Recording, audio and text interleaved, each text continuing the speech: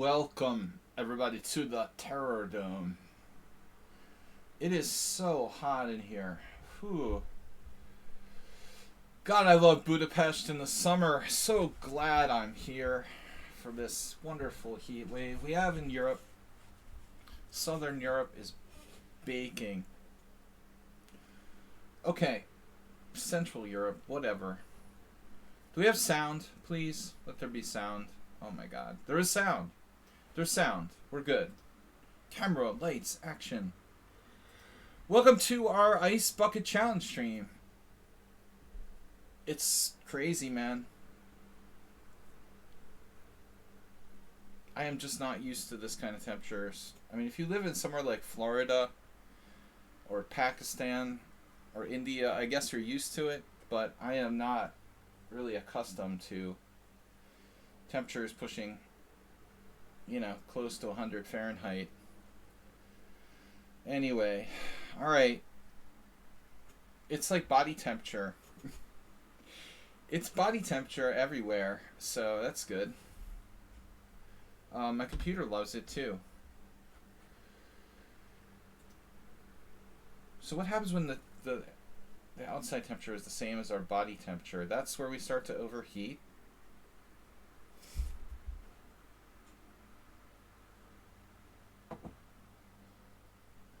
Welcome everyone to the stream. It's we have, what is it called again? Oh yeah, analysis stream. Mr. Coffee, thanks for joining us. Thanks for being our moderator. Very good to see you. Asterbate, resident spectator. Resident spectator, former subscriber.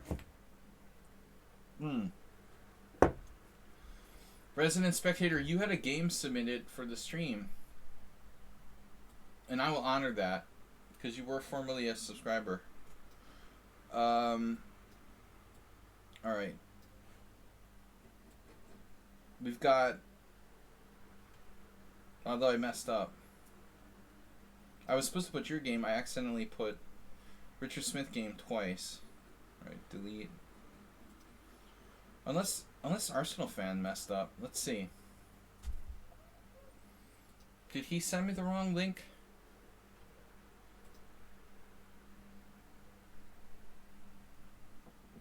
Arsenal said he submitted a link for on behalf of resident spectator.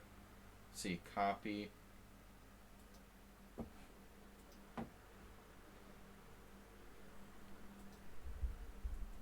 Paste. It's better not say Richard Smith. No. Did we already get this? I don't think I put it in the list. I think I just accidentally posted two. I was having trouble getting the link over there. Okay.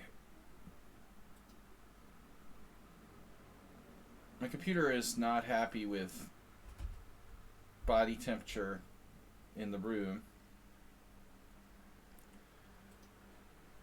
But it should survive. Arsenal's here. Good evening. What happened? Appreciate it, buddy.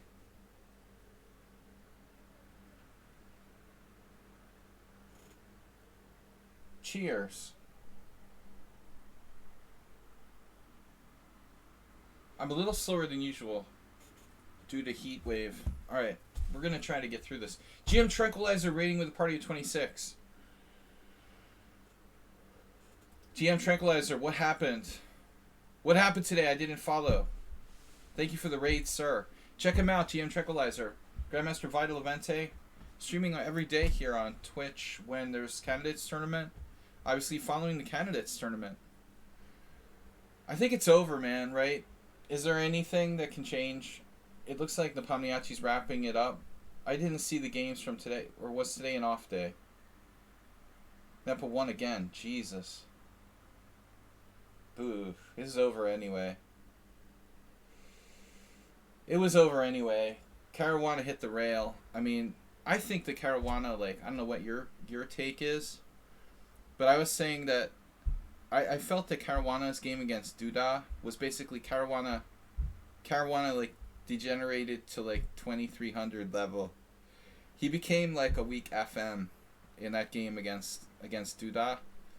But it's kind of understandable. Like after the disappointment of not capitalizing against the Pomniachi, and after losing to Hikaru, I mean, you know, you can't really blame the guy for sort of melting down. I think it was, you know, nobody's like was able to withstand like, you know, 3 days of disasters in a row. So it will be another Nepo. The Nepo man gets another chance at Magnus. Guys, check out Tranquilizer. Thanks for rating. I didn't get to see today's games though. I think it's over. You know, but you never know. Something happens. Maybe, you know, Russia starts a nuclear war with the rest of the world. The Pomniachi's not allowed to play. Maybe second place means something, you know. If anything were to happen, like the Pomniachi got sick, I think it's important to finish the tournament and try to take second place if you're one of the other guys. So it's a winner-take-all tournament, but I would still try as hard as possible. It's hard, though, you know, in a winner-take-all scenario. I mean, I know there's prizes. I was talking about this to someone else. There's cash prizes, right? It probably doesn't matter that much to Hikaru. It probably doesn't matter that much to Caruana. But to the guys who don't have a lot of money, like Fallujah, Duda, probably those cash prizes mean a lot more than, say, to Hikaru. So I would think like Caruana might lose his motivation. It looks like he lost, you know, his motivation, or he lost his concentration against Duda in the last game. But the other guys, like maybe Ding Liren doesn't have that much cash. He might still be very motivated, you know, to finish second. But I think Caruana hit the rail.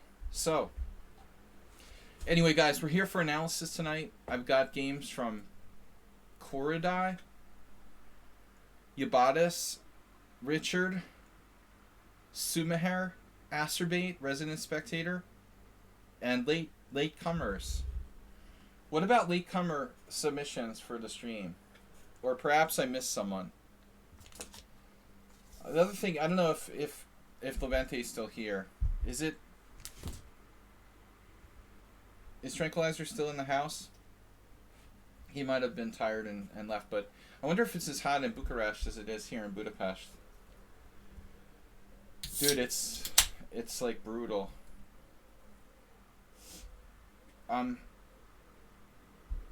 Is he hungry? I just was curious how hot it is in Bucharest compared to here, man. I'm just suffering. You think he was hungry?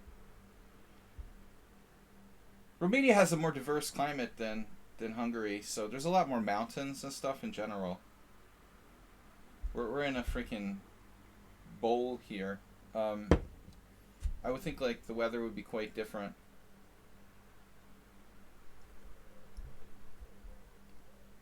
You know, although nice HTFP. Thanks for reminding me about my former life where I got to stay in a place where temperatures were around 77 and sunny for previous summers. Thanks a lot.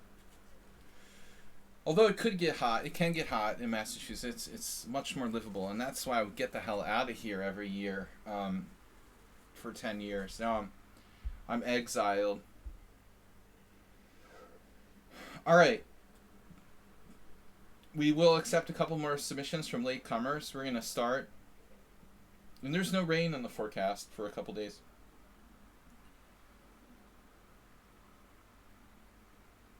It's 97 Fahrenheit, 98. Which is like 36, 37 Celsius. 36, 37 was the high today. Body temperature. You know what? It's not that humid on the plus side. Yeah, it's not that humid. It's like only moderately humid. Alright, we're going to start now.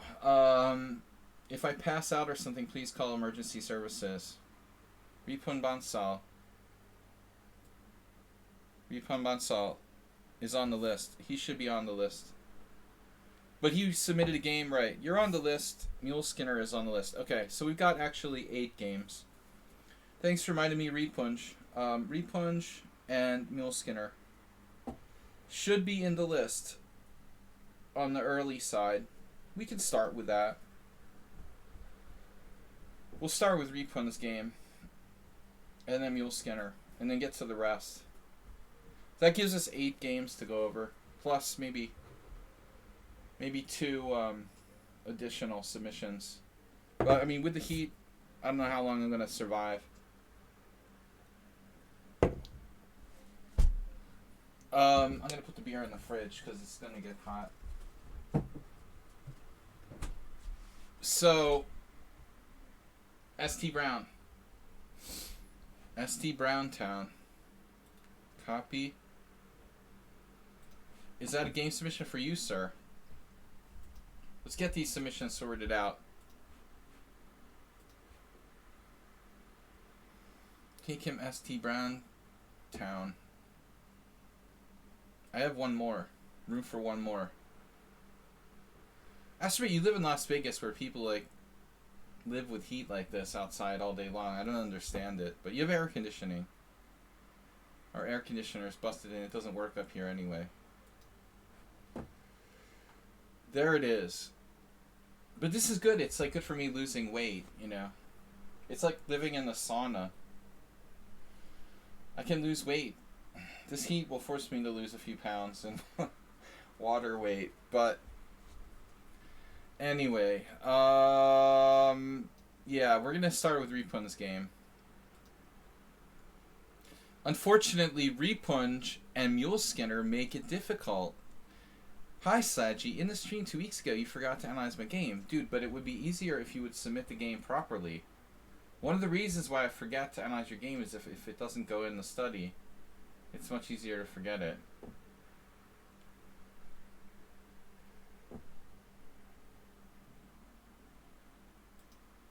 See?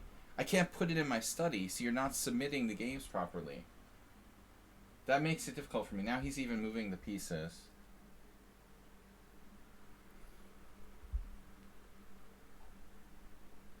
This isn't happening. Repunj, you incorrectly submitted the game, making it impossible for me to put it in the study. Mule Skinner does it every week. Second place, don't move the pieces while I'm analyzing this game. Because I've got to analyze it from your study. So don't touch the pieces. Alright. A noob.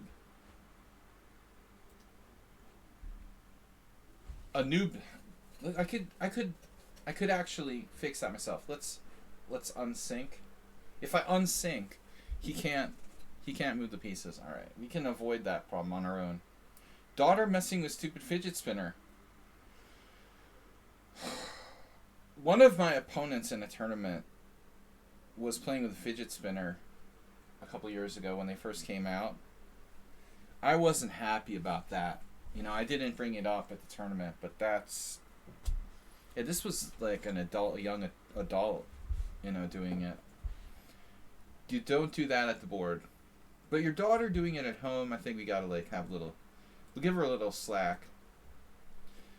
Somebody's hangry. It sounds like Arsenal's hangry. Alright guys, we're starting. This is Repunj's game with black. It's Abu Hav 1590 versus Repunj. D4, knight f6. Okay. Classical queen pawn game. Interesting. I saw one of these today. So the game I saw today, I think was b3, maybe bishop d3. I also think this is a move, but yeah, it's kind of weird. People are way too afraid of c4 though. I think that move is probably not all that great. The c4 is probably overrated. Yeah, Repunj's like trying to move the pieces, but I blocked him by not syncing. It's a good thing I thought of that. Alright, so b3. Literally. Do I still have place for more games? We only have time for one more. Hold on a second. Hello?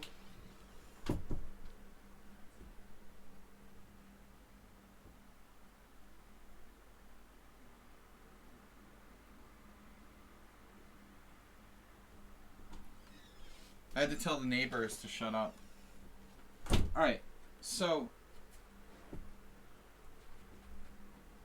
Yeah, Lord Teddy, you can submit one more.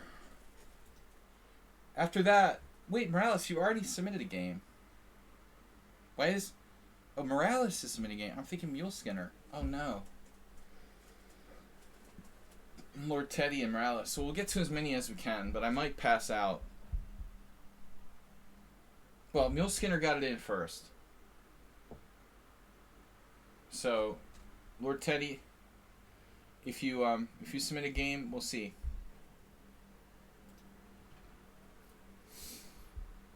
You got it in.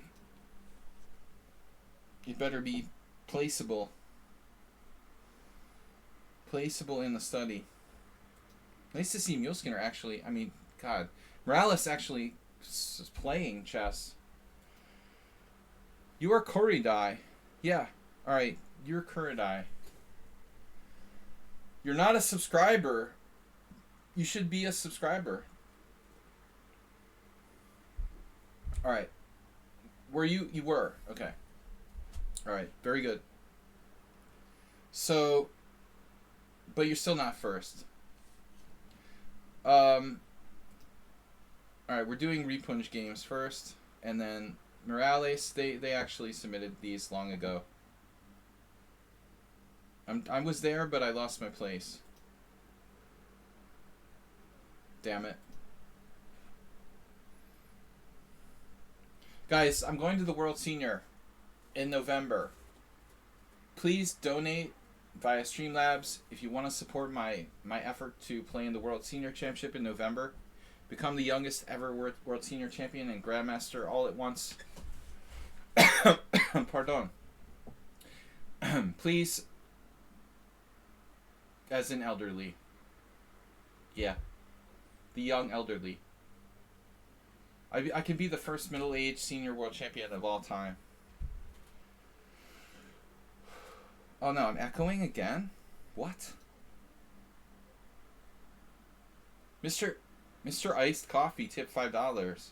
Why would I be echoing? Yeah, that's not me. Mr. Iced Coffee with a $5 donation to the Senior Championship. Is that really Mr. Iced Coffee? No, it was Mr. Coffee. Alright. Mr. Coffee, thank you.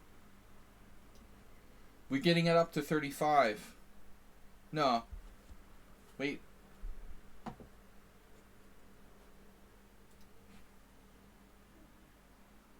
Now I'm totally confused. This is an old one. Damn it.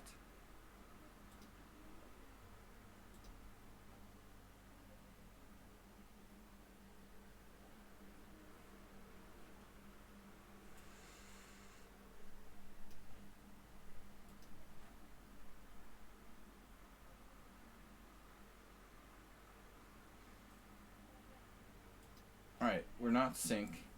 Do not sync. Here's the game. Repun was black.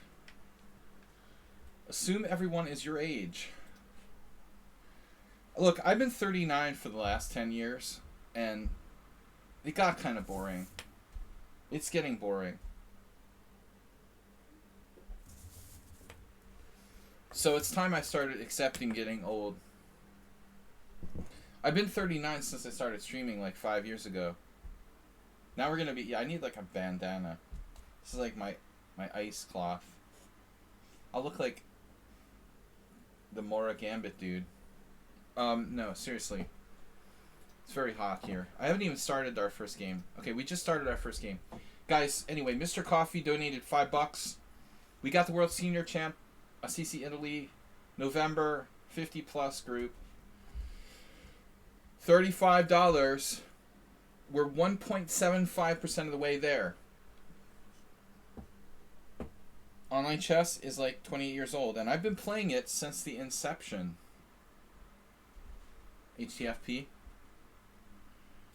I was there. Okay, G6. I like this. That's a nice move.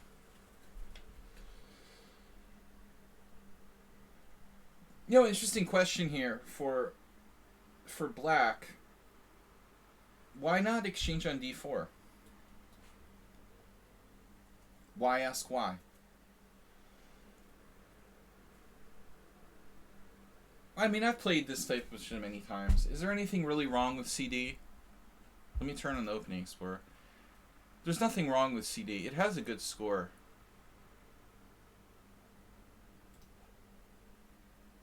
I didn't think I was going to choose a chess career when I was 11 either. But I didn't.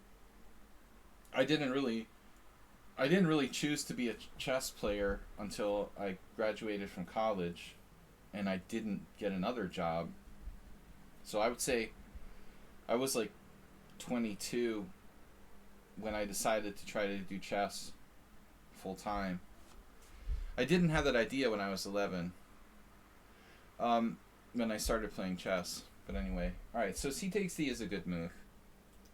There's no reason you have to play it right away. I mean, white could actually... This is interesting. White could take on c5.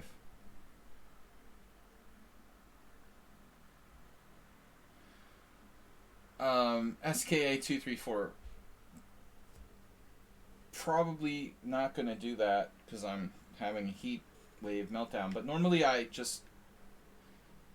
not just like analyzing random positions. We're analyzing specifically like games from our subscribers. But if you are a subscriber, I would probably be willing to do that.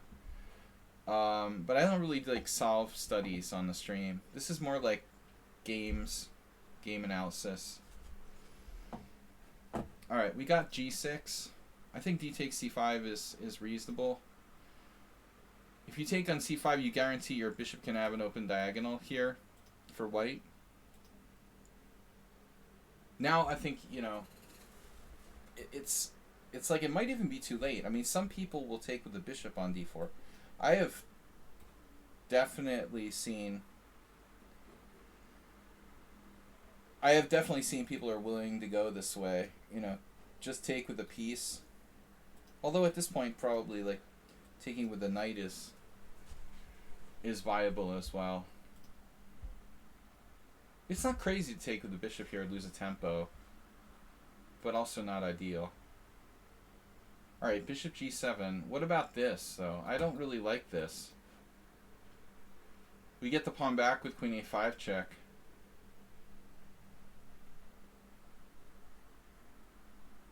Okay, it's like a Catalan reversed. Our queen would be slightly awkward here. We could also play queen d2, I imagine. Maybe we'll run into trouble with this later. I don't know. I guess d takes c5 isn't that great. Yeah. Either way, Lord Teddy, just make sure that I can put the game in the study. In my study. Sometimes it's like people have a setting where I can't put the game in a study, which is harder. White played bishop d3. I'm not sure that bishop d3 really makes a lot of sense, you know, necessarily against this type of formation. You might as well consider playing bishop e2.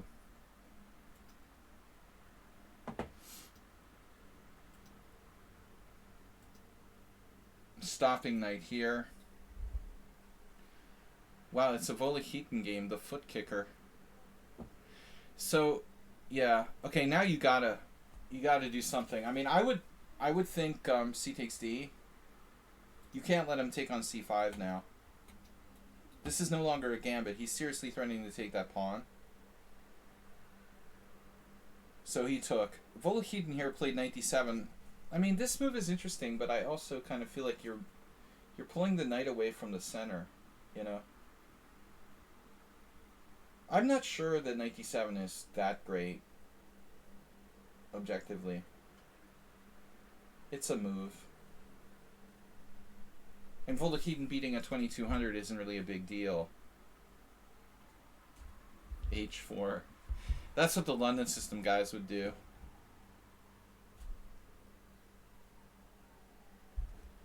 But I think this is normal. What Ripon did here. Okay, Volokitten wants to keep the tension against the weaker player. But this move also pulls the knight away, you know, from the center. It's not a one-way street. When you're blocking your bishop, you're pulling that knight away from controlling these central squares. I don't know. You know, I don't really buy it. I mean, I think you could play Queen B6 too. You know, there's a lot of weird moves. But I think that's kind of misplaced. This is misplaced. Keeping the tension here is kind of weird. I think CD is normal. I've had this position like a million times. Literally, if we do player, Slaggy, or Sparkle Horse, duh. If I change it to me, I bet I'm going to have like 30 games as black. Let's just see. No games as black. Sorry. Black. No games. Okay, this exact position maybe not, but let's try to put the bishop on a different square. Let's go move further. I'm very surprised if I don't have games here. CD5, castles. Castles. Come on. There's one. I think I lost this guy in another game too. We go one more move. I only have one. That's sort of stunning. Vorpal Bunny is... We don't talk about that. I don't know. I guess I've played other setups more commonly with bishop, maybe with bishop g4, no fianchetto. All right. Actually, Repunch played knight e4. This is the other move I was thinking of. You see, against that guy, I played castles, bishop f5. This is kind of a risky move. You trade off your bad bishop for their good bishop. It's commonly played in the Caro-Kann exchange variation. Let's see master database. Smetan did it Ekstrom. I mean, these guys are good players. So it's a reasonable move. It's not the only move, though. Knight h5, kind of weird. Knight e4 definitely is a move. Yeah, when you'll follow up with bishop f5 a lot.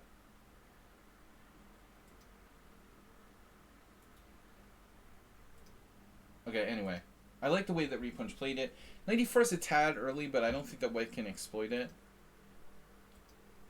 And now c4. And so this is a situation where black plays e6 normally, I would say.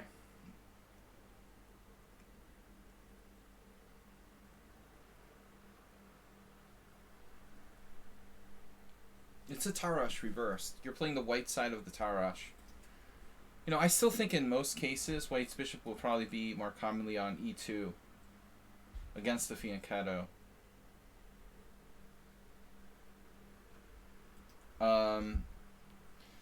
Yeah, like Perich played bishop g4 here, but I don't know. I mean, I don't really want to trade that off. What's our plan with bishop g4? Maybe it's alright to do this? Yeah, this is a very old game. The Big Greek, 1992, against this old IM. And the guy played bishop e2. Yeah, I mean, that's pathetic to have to play bishop d3, bishop e2. Your bishop g4 is good, then it's good. f5, yeah, I don't like f5. f5 is a blunder. Bishop e6 isn't stupid. It's a normal move in this type of structure. And you could follow up with f5, Arsenal. You know, obviously, like, bishop takes d4, pawn e4, this is pinned.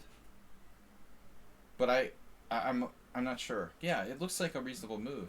It's not stupid to play bishop e6. You would reinforce the d5 square and then maybe probably play f5 in the future. This looks like a mistake to play it right away, though. Right? You're screwed on this diagonal. So this is a reasonable idea, but a mistake tactically here. You could play e6. I mean, but it's like your bishop's blocked in. Not the end of the world. I mean, you could get it out. The idea would be e6, and if he challenges your knight... I mean, isn't this falling? No. Let's say he challenges the knight. You also have to watch tricks like that. But f5. I mean, both sides have a bad bishop, right? It's not clear, like, whose bad bishop is worse than the other guy's.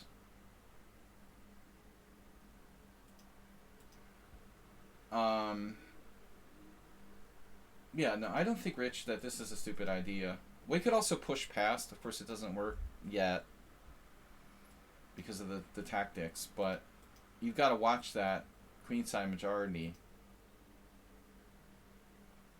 But I think it's reasonable.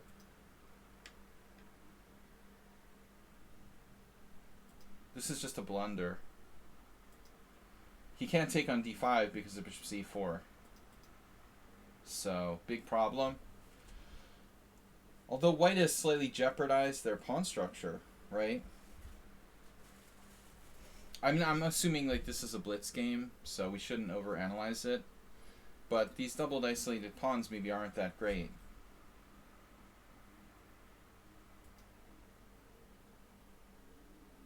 But we're losing control of the center.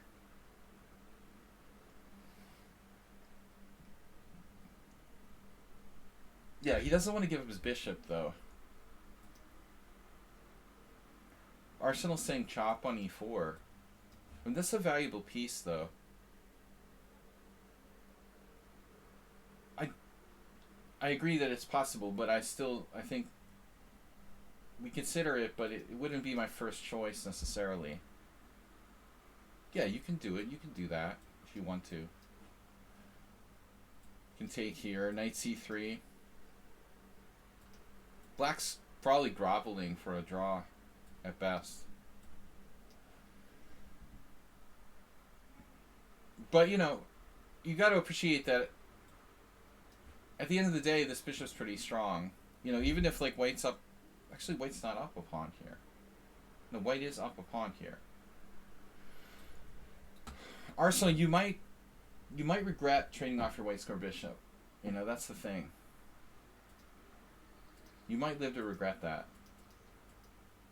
So I would prefer not to give up that white square bishop if I were you. If I was white here. If I can. White's winning the battle. I mean, he got him off of e4 now. I understand, like black really didn't have a better move, though. I don't know what else to recommend. I mean, Ripun messed this up.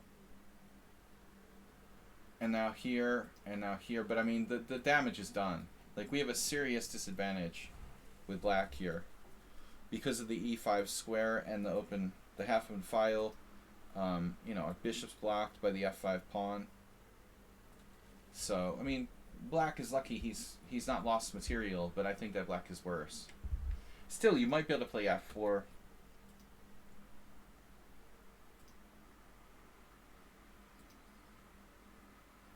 I mean, king h8, I don't know. It might be a normal move in some cases, like bishop here, but I don't know if it's necessary right now. You have more important things to do, like challenge the center. I don't think king h8 is best. You got to get developed. White's playing really well. This is slow as well. Although, I guess Ripunj didn't like, you know, maybe he didn't like this structure. You don't have to play knight c6 either. You could play this. They're very, very scary tactics hanging around, you know, at this point. Yeah, queen d2 is a good move. a6 is slow, knight g5, and now there's tactics with knight f7, but that's it, really. I mean, another thing that could happen is something could get to the third rank. Now he played king g8. Yeah, I mean, this is pretty weird. White wasted time. And then black played g5. Okay. White wasted time. Nice positional move. Bishop a3, improving the bad bishop. That's ugly. Funny. Is this a word? Is that a word? Can you say funnily enough? Bishop takes e5 is never forced. Can you say funnily enough? Funnily enough, today I analyzed the game with our friend Hey It's Miro, who had a similar game, and he literally lost. He literally lost because he played rook f6 in a similar position. I mean, this is a problem, man. You know, that is not okay. The rook has nowhere to go. It's totally... I mean, I guess in some world you're playing like g4 and h5 and it's a King's Indian or something, but that looks awkward, man. You kind of have to play rook e8. Yeah. There's no question. I don't love it, but I think you have to. Spectacular Gamma, you did not miss your game. This is very awkward. Very bad coordination. Yeah, I mean, your whole queen side is undeveloped. And it doesn't look like black really has any threats. White just like went berserk here with h4. Maybe it's not such a bad move, but I don't see why. I mean, maybe it works. If you can break through, if you can force black to break down this. Can't black just play rook f8, though? I mean, seriously. White plays h4. In 10 seconds or less, show me how to defend the g5 pawn. It's too late. Oh, crap. Yeah, I mean, this is a disaster. It's a disaster. Rook f6 was a disaster. Now you're dead. h4 is probably a computer move. That's probably engine number 1 move.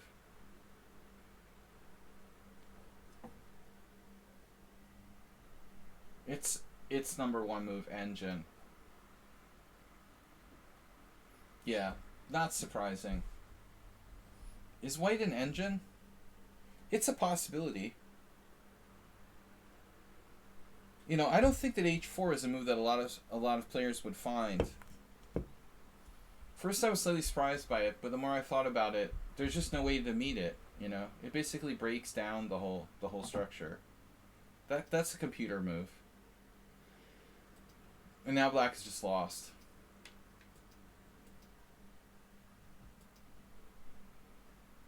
Hanging on by threads.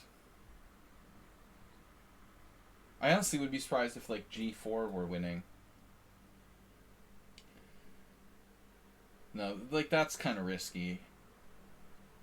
We don't really want to do that. White is totally winning here.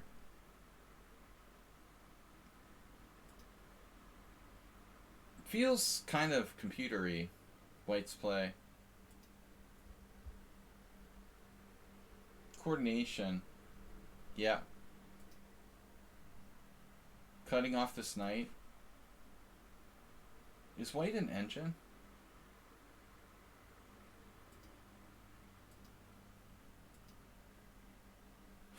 Yeah. I guess this answers your question. Is white an engine? I mean, bishop f8. That's the engine move, and it's definitely gotta be number 1. No? No? Really? He's not an engine. He hung a piece. Wow, that's the whole point. Oh my god. He's not an engine, he's just a genius. Wow, that's crazy.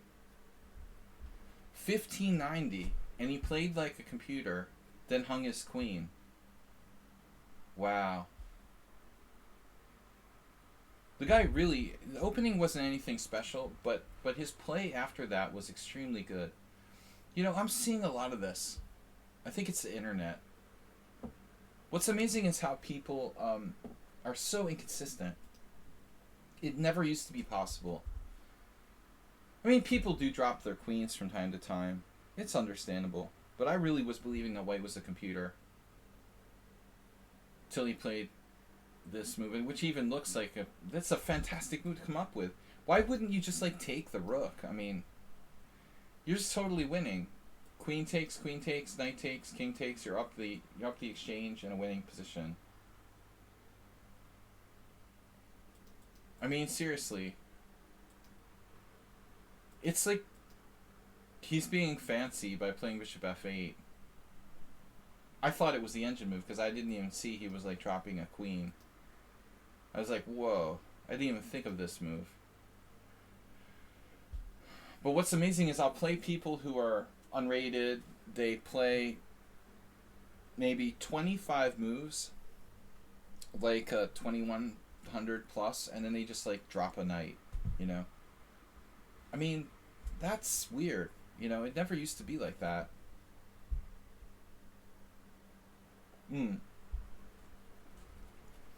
No, he's not an engine. I think he's just a strong player in certain aspects. White's play between like move 15 and move 27 was excellent. Positionally, he's been well taught, but he simply got carried away, and Ripon was lucky. But this wouldn't be a game I would normally like submit to the stream. Yo, and maybe he even did it on purpose, but I really, really doubt it. I mean, come on. There's no way he like sacked his queen on purpose. It's still kind of messy. Queen g5, check, king f1. And we're going to lose this. Okay, we lose the queen. Give him the queen. What's the material? Knight c6, rook takes, queen takes, bishop takes, king takes. We have an equal ending. So even after dropping his queen, it's like equal. That's how big white's advantage was. Oh, this is weird, though. Ripunj played knight c6, and white played knight f7. Oh, man.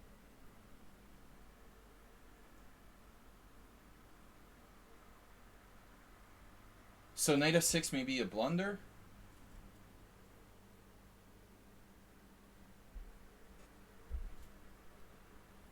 Ending looks winning for black to you. Well, I mean, this is a serious problem, though.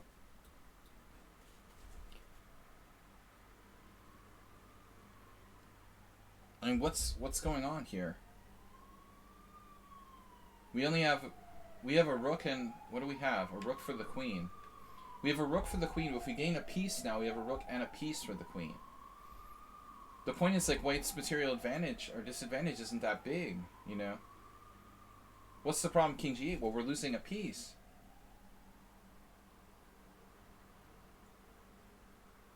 There's all kinds of problems. Dude, I mean, it's not only that. White's coordinated. Black's pieces are over here, you know? This is actually a mess. This is a mess, man. I don't know. Maybe black's, like, lost. Nepo won again today.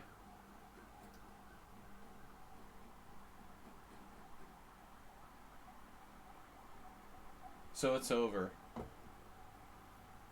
Yeah. This is pretty crazy. So rook h1. It's the only move. And now what do? It's not so easy to suggest something. I would be like tearing my hair out right now.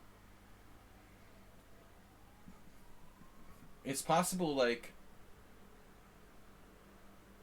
black has to be very, very careful to even survive. Maybe queen e2 or something. Man, this is brutal.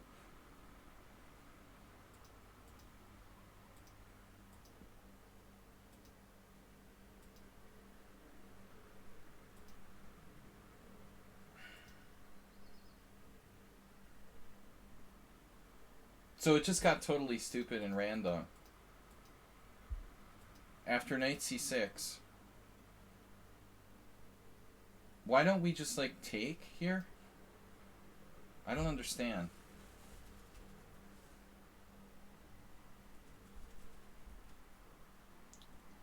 So it looks like knight f7 was too fancy. Isn't he just like winning back his material after knight c6 and it's a draw? I would just give it back. This is a draw. White's better, actually, but probably not enough. I mean, a5, yeah, white's better. I shouldn't say it's a draw. It's crazy. Knight f7 double question mark. But maybe that's not his biggest mistake. Here, here, and he's dropping a piece.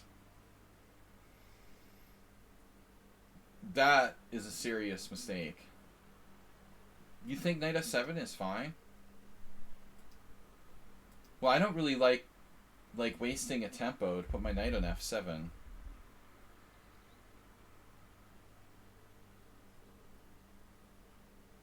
When I could just like take on h6 directly. The knight is well placed here in the center of the board. What is black going to play in this position, man? Is knight f7 really okay? You're forcing the queen to a good square. Maybe bishop takes h6. Uh-huh. Maybe bishop takes h6. Yeah. I guess now white has to be very careful not to put the queen on a dark square. Like queen c2. Literally only move. Queen c2. And white has all sorts of like mating nets and stuff. Very scary. So this is really his mistake, taking with a rook on h6. That's a big mistake. And now here and these are forked. So what are you going to do? He basically dropped a piece. And his pieces are awkwardly placed, see? And now we're winning. Black's winning.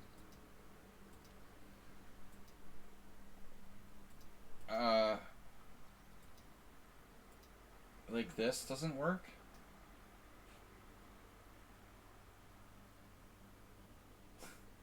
I don't know, man. I mean, rook h7 check. This game is really low quality. King g2, queen g5 check here. He grabs a rook. Alright. I've seen enough. Why wouldn't rook h8 be checkmate? Checkmate? Checkmate?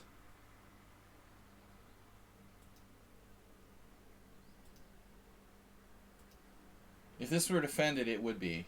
But it's not defended. f7 wasn't defended. But by the way, like white misses rook h7 check, which might seriously put black in danger again. This is not clear at all. I mean, maybe black's better, but he has to hustle to win. Probably he's winning. Alright, this is a really bad quality blitz game. And then black's up material. Okay. We got a submission from Lord Teddy. Whoa. PGN. Oof. Making life difficult. Yeah, the study would have been easier, but I'll do it. Alright. Copy. Tools. Analysis board. My computer is so hot that it's like actually slowed down due to the heat. And it's not the only person that is slowed down here due to the heat. The computer and myself are functioning more slowly than usual due to extensive heat. Oof. Alright, we're going to do Mule Skinner next, and then we'll go to the games in the study.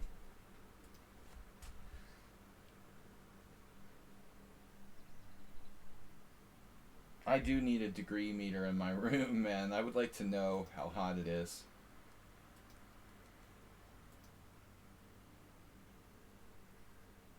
It is 36 Celsius here. But it might even be hotter in my office because we're on the roof and the heat is beating down on the roof. It could even be higher than... it's probably not, though. Outside temperature in the sun is probably similar to what it is here. Disastrous, outplayed by 14-year-old. It's game 4 and I'm black. Every game that Mule Skinner submits is a disaster.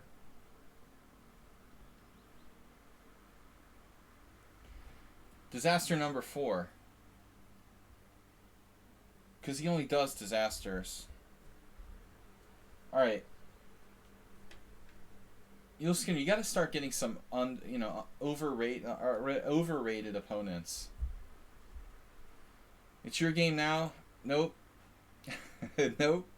It's not your game now. These games were submitted like last week, so we're still not to the list yet. Tobias. Just hang out with us for one more game. And you'll be next.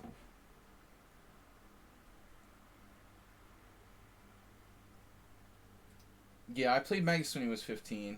He was already a Grandmaster. And very strong. So, yeah. 14-year-old can be pretty powerful.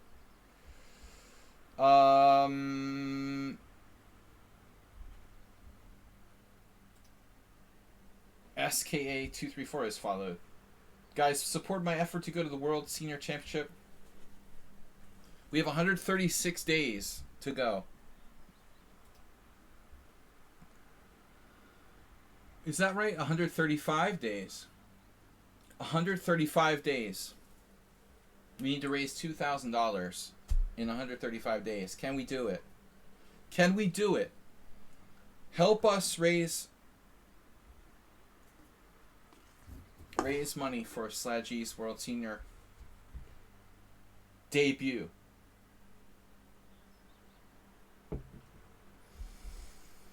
Alright. Spectacular Camel.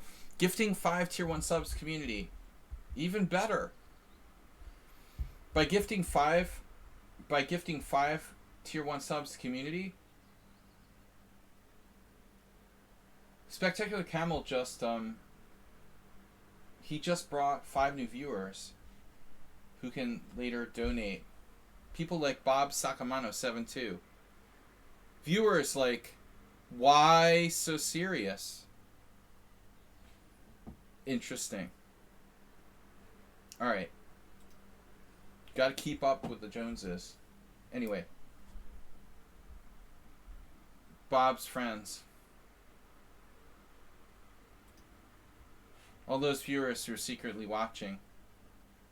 A small contribution to the World Senior Fund. An indirect contribution, but I'm sure it will pay dividends. Bob will certainly donate after being subscribed.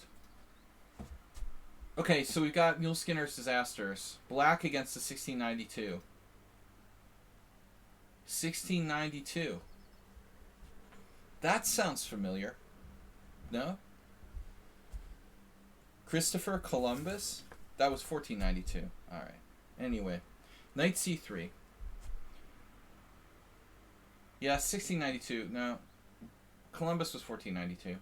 Knight c3, e6.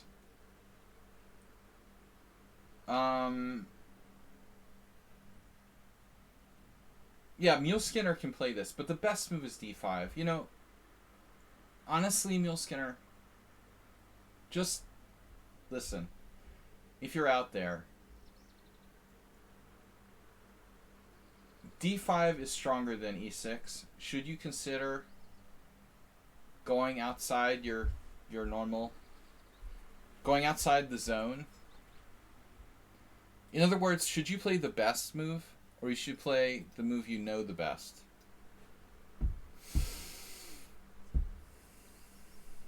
Well, what do you guys think? Is it better to play the move you know the best, or the best move? Anybody? Philosophical discussion?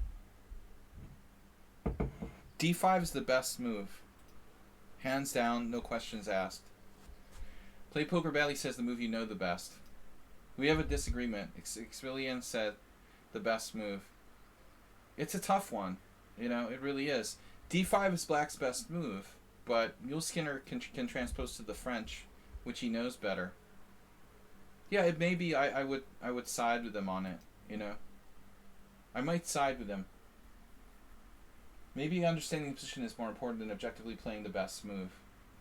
All right, e4, d5, bishop g5, and now, rather than play the best move. All right, I'm gonna go into a very quick lecture here. Kiba Rubinstein says d takes e is the best move for black. I'm on board. You need to play d takes e4. This is the best move for black. There is a boring line, though. What's the problem? The problem is, like, knight takes e4, bishop e7. They can play, like, knight takes f6 check. And they play for a draw. There's an issue with this. This is, like, almost, like, pretty close to, like, a forced draw. So if you're black and your opponent's 1692 and you're, like, 1892, it's an issue. You know, you don't want to, like, draw. There's a hole with that variation. That's a problem with that variation. This I like a lot for black. After knight takes here, bishop takes f6, g takes f. This is a great way to play with black. And it's dynamic. It's imbalanced. And you can play for a win with either side. But there's no guarantee you're going to get that. The other way that Mule Skinner can play, I guess Jesse Cry, my old friend, who did a lot of videos for Chess Lecture, would recommend the McCutcheon, you know, the dreaded McCutcheon. The McCutcheon is very imbalanced and it's scary, but you gotta consider it.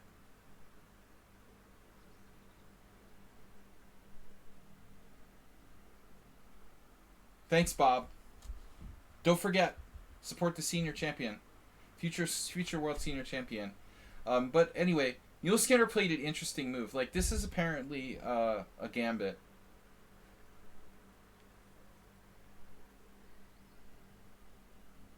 So it's a move. You're hoping, like, white plays bishop takes f6, queen f6, and, like, eats the pawn on d5. He's sacrificing a pawn. We just got a gift sub from Yabata, Spectacular Camel. Just gift subbed you. No, this is not a bad choice objectively. I don't believe this, you know, by the way. I don't really believe in this, but I think it's an interesting practical try. At the end of the day, I bet that it's, like, slightly better for white. But, I mean, okay, like, a good practical try against the 1692. It shouldn't be a disaster. I'm not playing it. He's playing. He believes in it. You know, objectively. What other moves can white play, white, by the way? You know, does white have another option? You have no other choice, right? This is forcing bishop takes f6. You know, white could play knight f3. That looks like a trompe, actually. Is this a Trompowsky, like, transposition? It could be a Trompowsky transposition. Can we go d4, knight f6, bishop g5, e6, e4, h6, bishop takes f6, queen takes f6, right? Knight c3, or knight f3. Yeah, I mean, actually, that probably is how this, like, came to be. I bet this variation, like, came to exist, not necessarily by the French, probably by some sort of Trompowsky move order. Somebody probably, like, thought this up. Huh, who knows?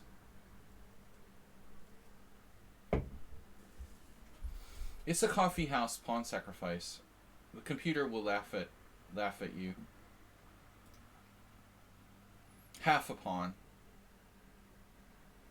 This is not something you want to do against an engine, but against a human being, okay, it's worth a try. Yeah, definitely. Van Forest material. It was played by Van Foreest. It looks like it was created by Gleck back in '05 or even older. It's probably older. It's probably as old as the hills, but it's just not really that great. I mean, if Van Foreest is the only good player who played it, Gleck played it against Morozevich. That's funny. Because he's a French player himself. I mean, Morozevich was one of the best French players at top level. It's kind of funny that Gleck would play this gambit against him in '05.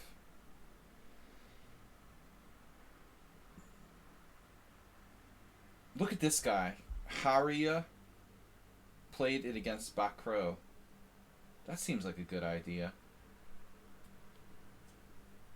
No, you don't want to play this gambit with black against a stronger player, okay? Not a good idea, homie. I'm going to play an unsound gambit against a stronger player. Probably not. Alright, let's go on. So, what do we got? Takes, takes, takes. Bishop e4. I had this weird feeling like c5 was a move or something. I'm thinking of the Queen's Gambit. I don't know. I'm not talking about the TV show. I don't know. I'm thinking of something similar. This can't be, right? Check. Check is nasty. What are you gonna do after check? Ugh. Blech. That move looks very disruptive. Plus there's en passant. It reminds me of another position though. Something similar where c5 is played. This is the main idea. And then they play bishop e5 check anyway. I mean, yeah, this is like... I don't think that I really like this. I don't really trust Jordan Van Foreest. Surprising that the Blue Bomb guy played it. But alright.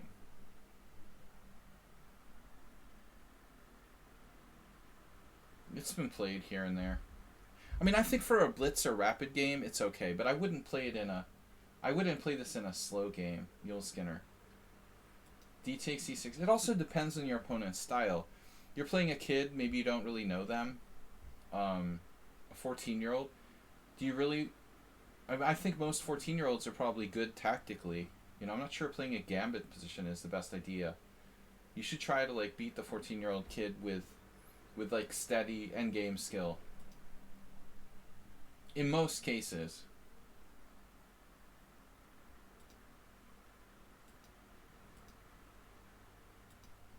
So you've got some compensation for your sacrificed pawn. Black drew all 3 games. One guy played it against a very young Wesley So. There's a couple older games. There's a game from 1981.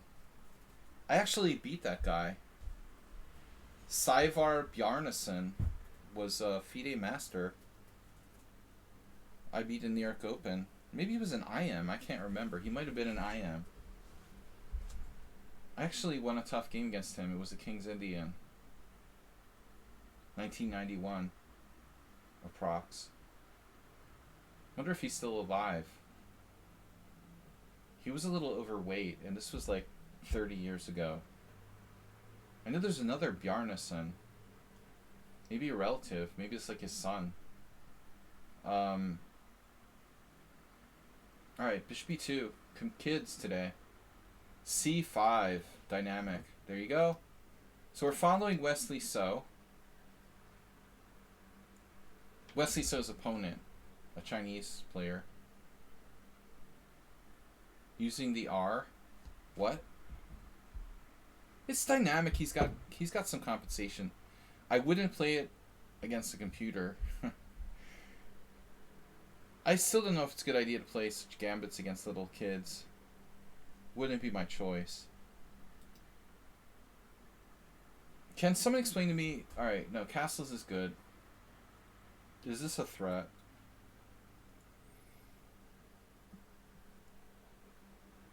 Now, is d5 a threat?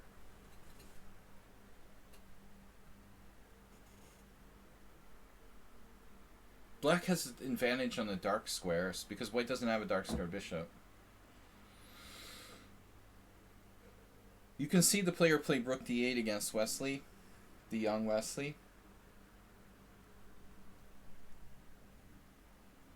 I mean, to be honest, yeah, black has compensation. I'm not sure objectively, though, how good our winning chances are. There's been quite a few, 2 pawns have left the board, a pair of minor pieces. We start exchanging more stuff. This could head, into a draw pretty easily, I would imagine. The likelihood of this ending being a draw is very high due to limited material and white's banged up pawn structure. High propensity for draw. Okay, not so much the low levels, but it looks like, yeah, rook d8 is logical, putting pressure here.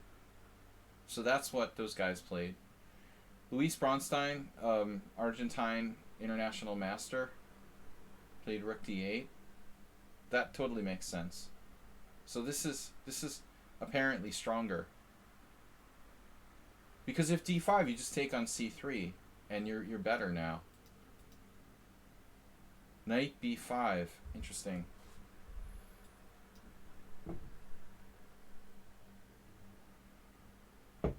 Good question. Well, I don't see how we can allow knight c7. That's not an option. So that's a big problem. Knight a6 is bad. It's a crappy square. But knight c6 allows knight c7, which would force us to exchange off valuable pieces. Dude, don't ask questions. I have a dishcloth around my neck because it's 98 degrees Fahrenheit here, and it's the only thing I could find. Ask a stupid question, get a stupid answer. Donate for the air conditioning fund. This dishcloth is saving my life right now. Alright. Knight e4 was played. Okay, so this is another question, actually. If rook d8, knight e4, we've got the pressure here. This was played in that main game. Wow. Knight e4, queen f4, knight g3, pawn takes pawn. c3, notice this is unprotected. Bishop c5, bishop d3. Wow, Wesley was really provocative.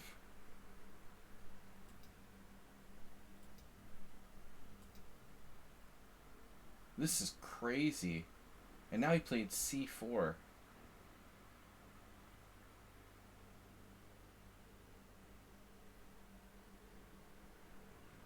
Totally unwilling to draw. So playing c4. Going for the win. But risking loss. Interesting.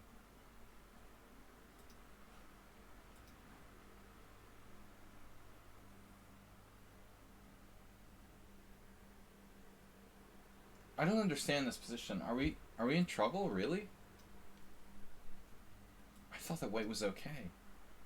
That's crazy. Why would Wesley not go into this? I don't understand. It's that bad? I mean, okay, he controls the open file. Is it really that bad? I would imagine this would be a draw, But anyway, that's another game. It looks like Muleskinner, didn't know the line deep enough. This is a mistake.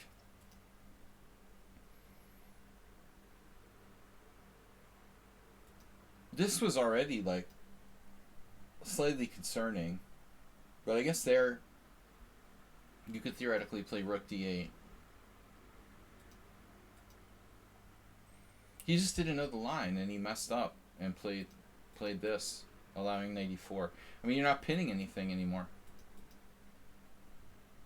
I mean, even this is probably not that bad. I mean, black's down a pawn, but I would be optimistic I could fight for a draw here, even down a pawn, due to white's deformed queenside pawn structure. We should be able to put pressure on his position. White's better, but I mean, even that's not so simple. This is just clearly a blunder. I don't know. And there's also like just takes on c5. Aren't we just like a clear pawn down here? Maybe try something fancy like that. Knight d4. But I mean, you know, we're not winning. We're just a pawn down. Yeah, this is a major blunder. So disaster is right. I mean, you just like, you basically like forced him to be a pawn up with no compensation. And this is even worse. Now your bishop, you're in the verge. You're on the verge of like losing a second pawn.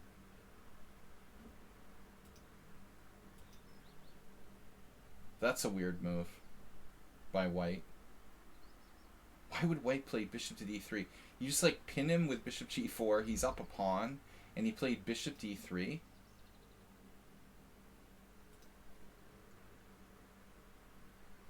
I mean, like, knight takes c5, bishop takes c5, d takes c5, queen takes c5. Clear pawn up with no compensation for black. But this is interesting. He's trying to win even more material at the risk of allowing some kind of pressure here with this pin. Greedy move, kind of.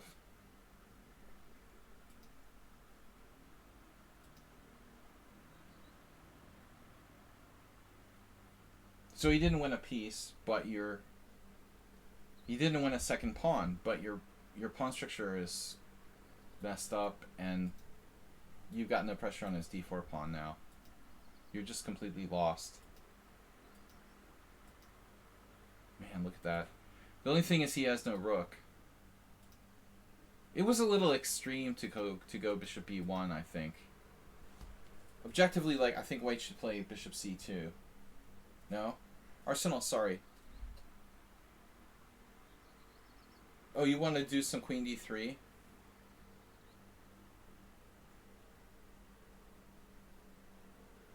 How do you weigh position advantage against pawns as a noob? Material is overrated. That's one of the main things I try to teach people who get beyond basic level. The first thing that you should understand once you get beyond the very basic beginner status is that immediately start to like try to not be materialistic. It's very important. People are way too materialistic.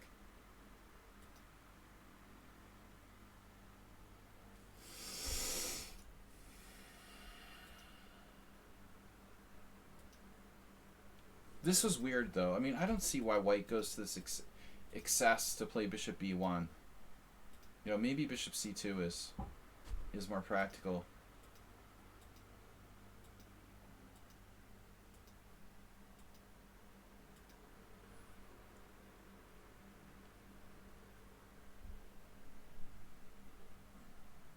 We have this cheap threat here. But sadly, like, black's only option is to try to, like, maybe try to draw. I was just wondering if you could play, like, g6. If it's any better than playing f5. I mean, seriously, if you have a choice between g6 and f5, maybe g6 is preferable.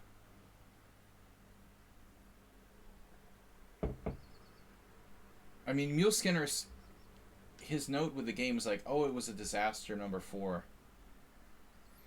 Because you make a mistake doesn't mean you have to go crazy. I mean, that's how Caruana lost to Duda. 2 disasters in a row, and he just like started to like melt down and play badly. But is it really necessary to go f5? This seems a lot less like committal.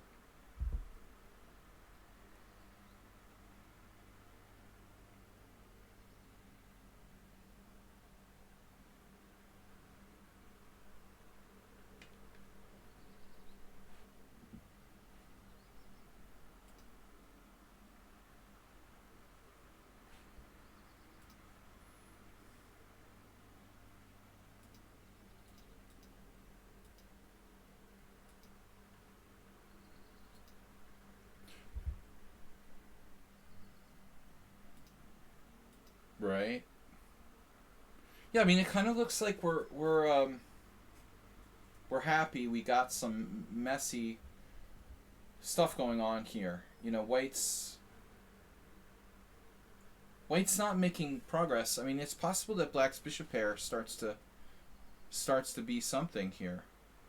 This is like the best chance I feel like we've had so far. Honestly, like, Yul Skinner loses this game in like 5 moves. Why no a6? What?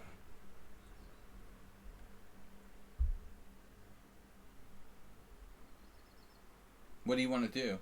Just b5?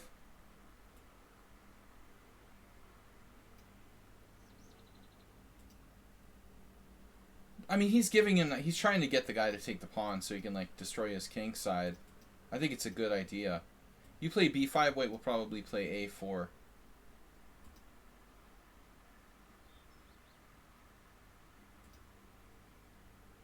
I don't have a problem with Yul Skinner's play at this point. He's just trying to survive with practical chances. But after this, White is 1 pawn up, you know. But I mean, Black's dark squared bishop looks pretty good to me. I think, and also White's pawn structure just got, like, degraded. Suddenly that changes everything, you know. Now, maybe f5 worked out. I mean, does White have something better there? If you ask me, by the way, like, this was a stupid idea by White. I told you immediately, if I'm White here, I'm just taking on c5. You know, you got clear pawn up, no compensation, no weaknesses, no problems. Black's going to suffer for the rest of his life in this position. I mean, I would go for that, like, for sure, unless there's something better. The next thing is, like, this. This is weird. I mean, maybe bishop c2 is... He is a little bottled in now. You know, c4 was a good move. He never should have gone into this. It's getting messy. And f5 probably wasn't so bad after all. In retrospect, I kind of like f5. I don't mind this. I think Black has chances. So he takes with the queen. You play king h8. What about king h7? Does it matter? Queen d5, threatening to trade queens. That's a problem. You have queen f6, rook e6. So here, I guess we have to play something like rook c8. Dude, this guy's pawns are sketchy.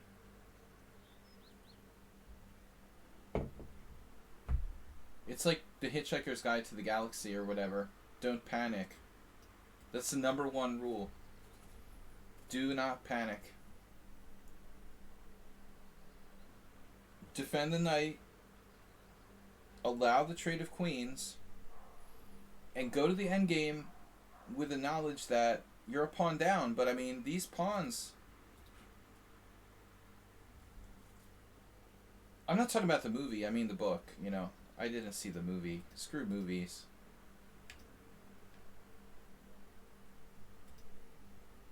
You have to read the book. C takes b3, queen takes b3 check, king h8, queen d5, rook c8. It looks like White's all over him. I mean, there is rook here. White is on the verge of winning. I mean, it's true.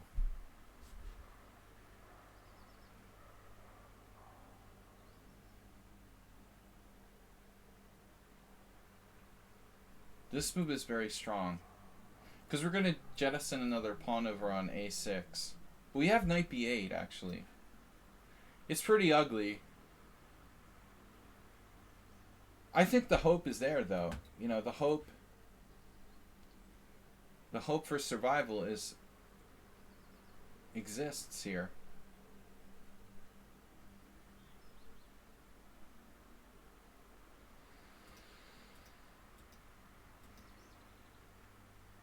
Queen d5, and he just, like, blundered the game. No. It's just a blunder. I mean, you gotta play this. This is the only move. It looks like. Okay, alternatives exist. Yeah, you could play like knight a5, but this, yeah, you could still play knight a5. It's not great, but actually rook f6, our favorite move, Ripun's favorite move. How bad is rook f6 actually? Maybe it's even better than rook c8. Seriously. Unlike the other example where the pawn was on e6, this rook actually has like lateral mobility.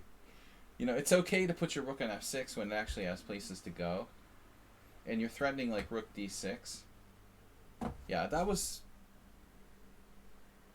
Mule Skinner needs to concentrate, you know. Needs better concentration. I'd like to offer a game for analysis. Move 11 offering a game for analysis. Interesting.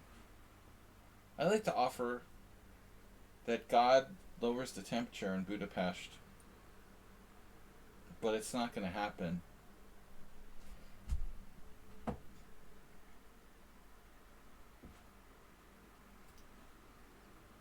Alright, we're going to go to the study. Ubatis is waiting.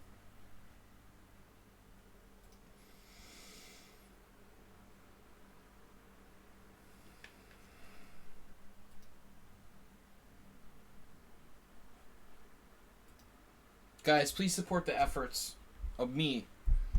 Support my efforts to go to the World Senior and become the world champion. Help me become a world champion.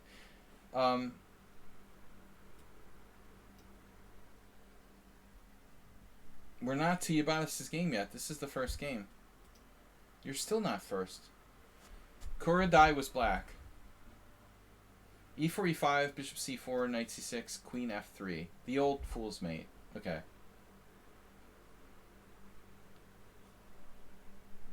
Pretty much you have to play knight f6. No questions asked. You know, what else is there? Oh, yeah, queen h5, right? That's stupid, though. It just allows g6. So this is like a kind of like modified Hikaru queen sally out to h5. Knight c3 is a mistake, though, because it allows knight to d4. So he's supposed to play knight e2. It's the same thing in the queen h5, queen's attack. You know something interesting that I've thought about? What's really crazy in this position? Like, seriously, I want to know something. Like, why do people have no balls? Can anybody explain that to me? Why do chess players have no balls? Like, really, like... Okay, I know that Hikaru has played this a million times, and he maybe gave it up years ago, okay? But other people copied him. It's been played for years, on and off as a joke. But if you look at the Opening Explorer, there's 40 games, okay? Can somebody tell me why not one master with guts ever played knight f6? Like, seriously, how difficult is it? Speaking of people are materialistic, seriously, how can not one master level player have the guts to sacrifice a pawn? Is it, oh my god, I'm gonna lose a pawn? No. You know, how can there be like 40 games and not one, not even one player? 36, this is showing how, dude, seriously, how materialistic can you be? No, knight c6 is the best move, Arsenal. Everybody knows that, but I'm just saying, like, look at this to just illustrate how materialistic people are. Every single move that black played in this position defended the e5 pawn. They're like, oh, my pawn, my pawn. This is quite interesting. After knight f6, queen takes e5 check, bishop e7, it's very easy for white to go get himself, like, destroyed in this position. Extremely easy. Knight f6 is fully sound, according to the engine. 0.0. So I'm shocked. If Hikaru Nakamura is gonna play this line against people, why did nobody like try to sacrifice a pawn? It's really interesting. And against noobs, it would like rip them apart. It's one thing if like Hikaru is playing white, but seriously, if you take like the average 1400 trying to play the queen's attack, they're gonna get ripped to little pieces. Acerbate black here against like a 1400, it's game over, dude.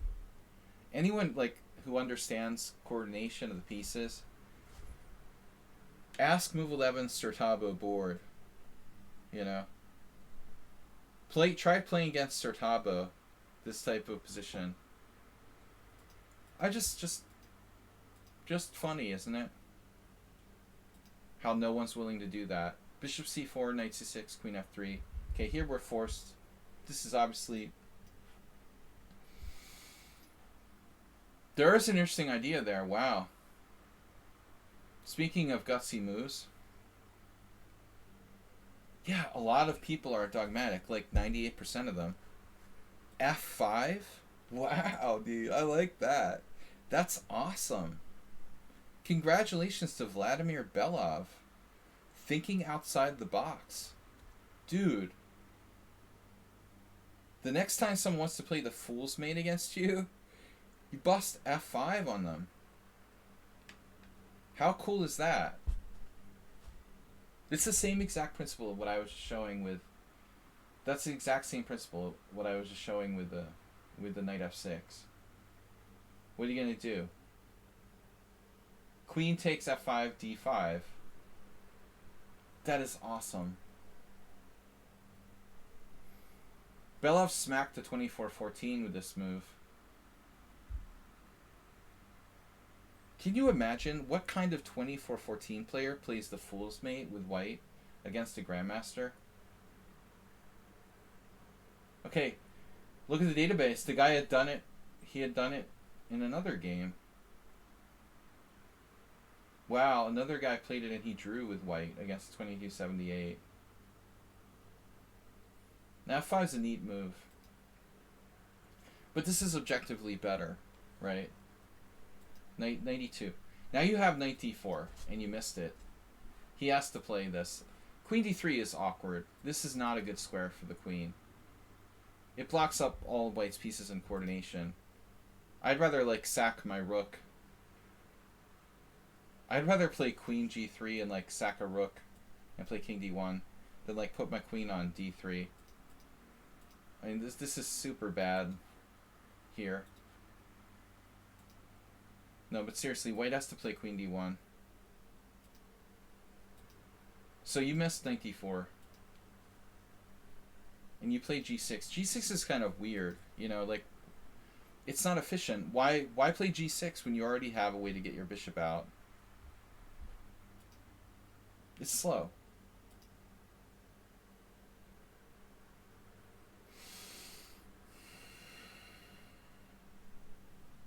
There's nothing wrong with bishop g7 here either. Oh, Arsenal wants to go d5.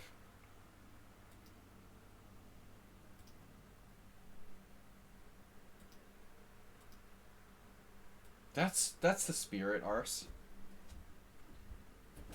Now you're playing with fire. Alright. That's the spirit. It's too late to submit games.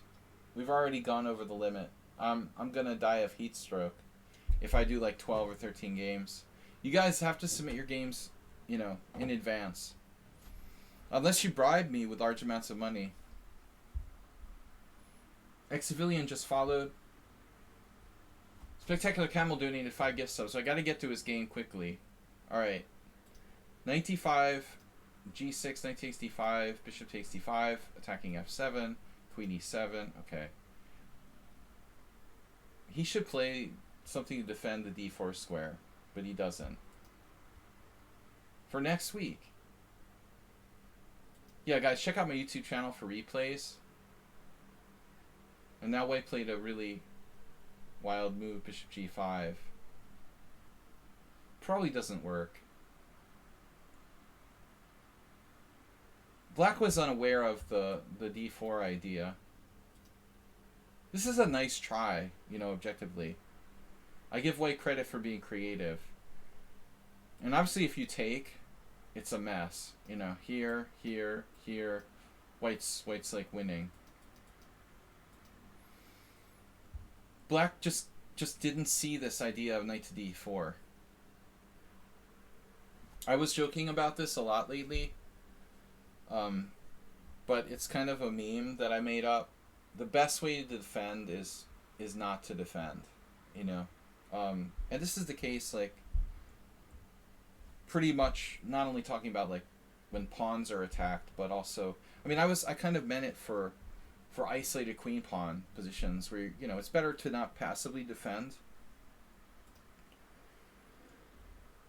But always you should be looking for counterattack that steals the initiative. Rather than reacting, we want to like take control of the game. Like knight d4 steals the, as they would say with computers, you're stealing the focus, right?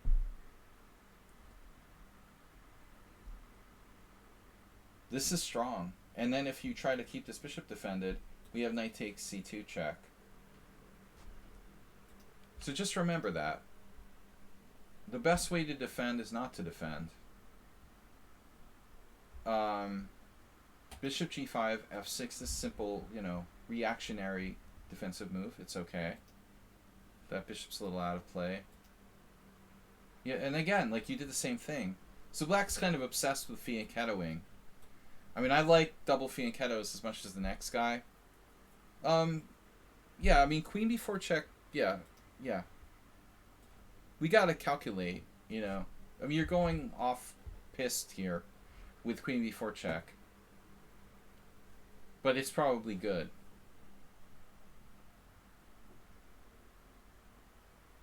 The important things we have to calculate. Like, you can take this pawn, there's no problem here, because you can, like, pin him with rook f8. Generally speaking, I don't like, you know, going around grabbing pawns and neglecting our development this early in the game. But objectively, queen b4 check is very disruptive. This is a strong move. But b6 is bad. I mean, you're obsessed with fianchettoing. I mean, if I'm going to make an ordinary move, I would probably play d6, just like you should have not played g6.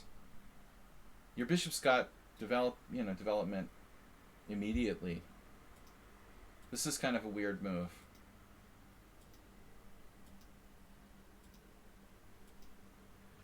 And now, like, the position is unclear. It kind of looks like white's better from the surface. I'm going to turn off the engine. I mean, on the surface, it looks like white's a little better because white seems to be, like, dominating control of the center here. I saw the engine likes black. Not really sure why. I mean, I guess it comes down to this situation where the knight is not in the game yet. And maybe the queen on f3 is a little bit oddly placed. But anyway, it's like kind of unclear. It's close. You played this move. Why this rook?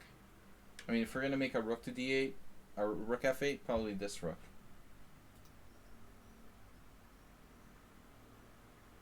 d6, natural move, strengthening control of the center. g5 is another move you ought to consider. Even though you weaken your position slightly, you might be able to hunt down that bishop, or just gain space. Yeah, he played rook f8. Okay, it's not a terrible move. This is not bad. But the problem is, like, we can't take back with the pawn. That's an issue. The first thing I would consider would be sacrificing a pawn with g5, but I don't think it's enough. He has this. Rook takes and, like, bishop takes f6 or g5.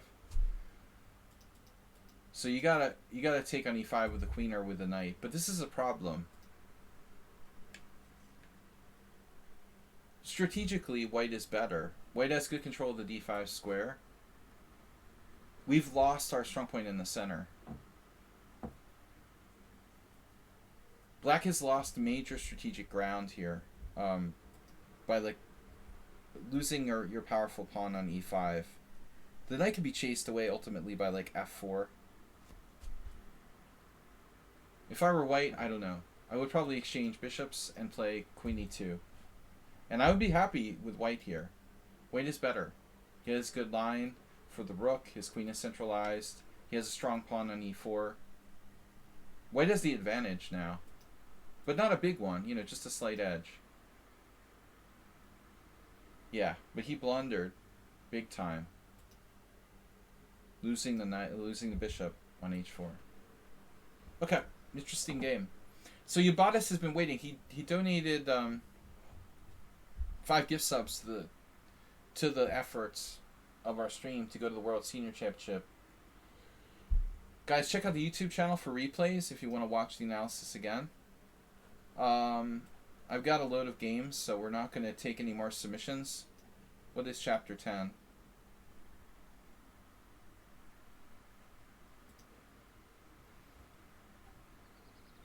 What is Chapter 10 again? Can you guys remind me?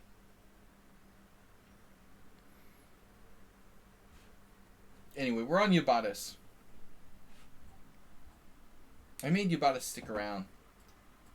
Okay, here we go again. Our second Koltanowski, Kali, Rubinstein, Yusupov, whatever it is. Chapter 11. Are you Chapter 11? Who's Chapter 10? Oh, that's no, seriously. Chapter 10 is Benitzer. Alright.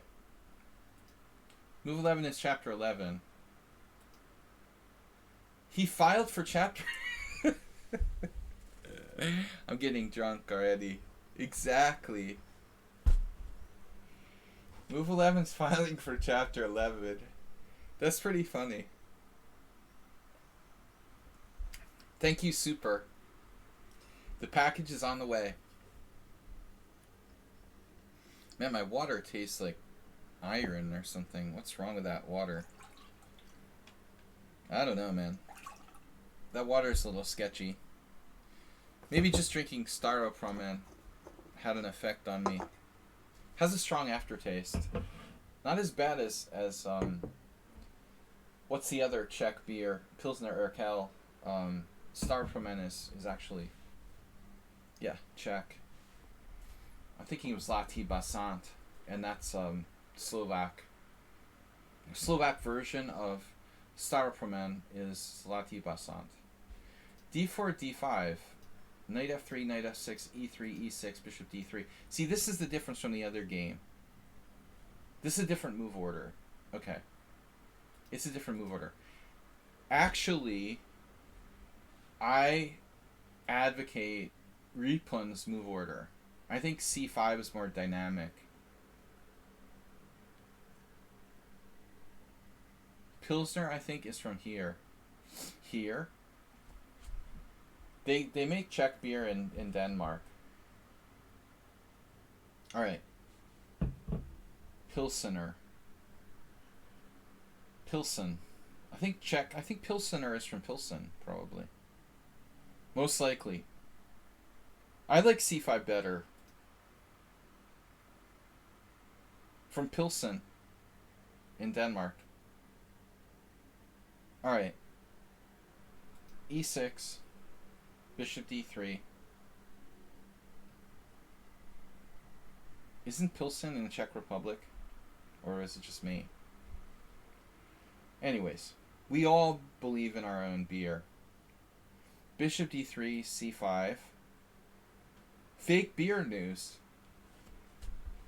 Okay, e6 is I like the g6 better. It's more active, it's safer. You know, so c5, bishop d3, g6. I advocate that.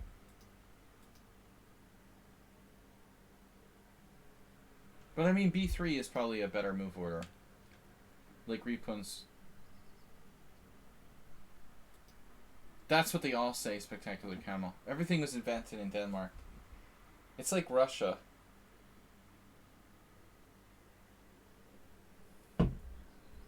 Alright, e6. Bishop d3.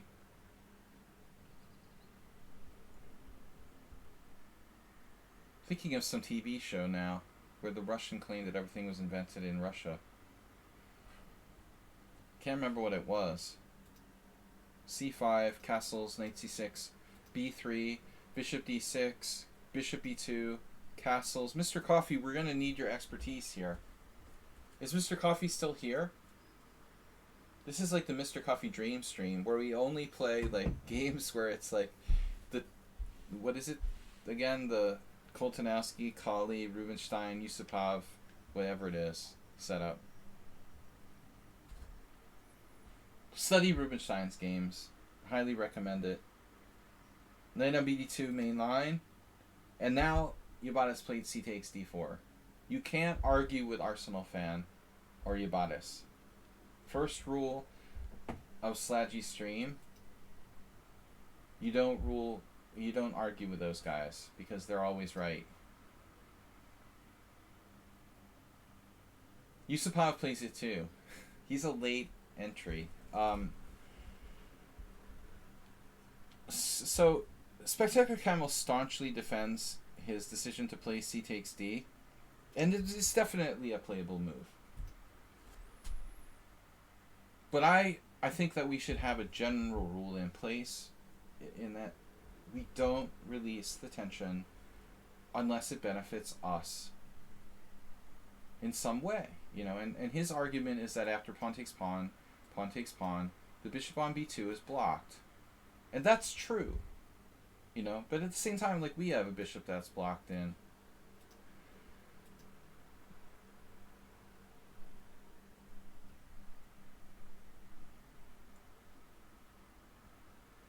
b6 is number one move.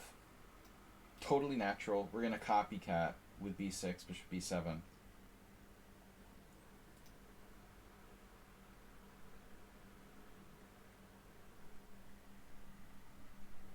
Rubinstein has a number of games, or had a number of games, where black played queen e7 and white played, you know, he dropped the knight.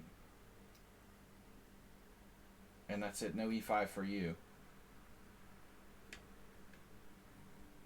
Now CD, we would get like a transition. I'm not sure this queen is all that useful here.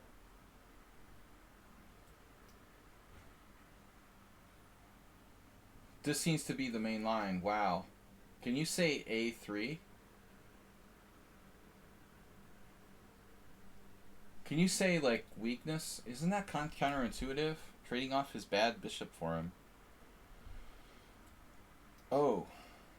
Bishop takes b2. Kovalenko beating a 25-93. Probably using like 3 minutes for the whole game.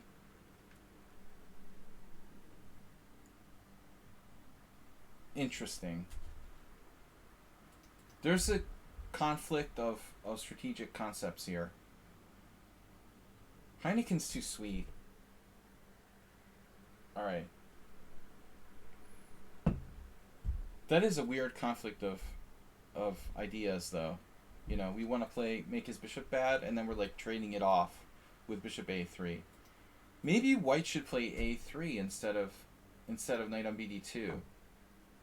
Mr. Coffee seems to have left the building, though. He's an authority on white here. Let's seriously ask ourselves this question. Maybe a3 is better than knight on bd2. Stopping that from happening. Queen e7. Knight e5. Oh, look! Artur Yusupov versus Bogdan Lalich. Yusupov losing to Lalich with white. Ouch. That's not good.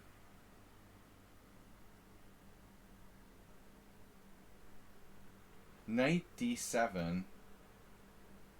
This looks familiar.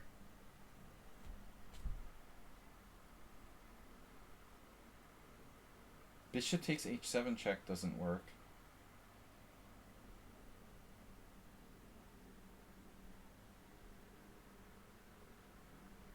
This seems to be the problem. f4. This seems familiar. You know what's weird? There's a lot of similarity in some lines with the London system, but it's not the same. I mean that F4 move is not possible in the London system so quickly. I think I've seen this position before. There's something with bishop takes h7 check. I thought there was a Blatny game. Maybe I'm wrong. I don't see the Blatny game. I thought there was bishop takes h7.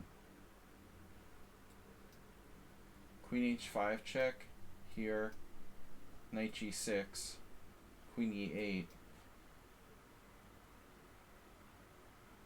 Wow. White just lost.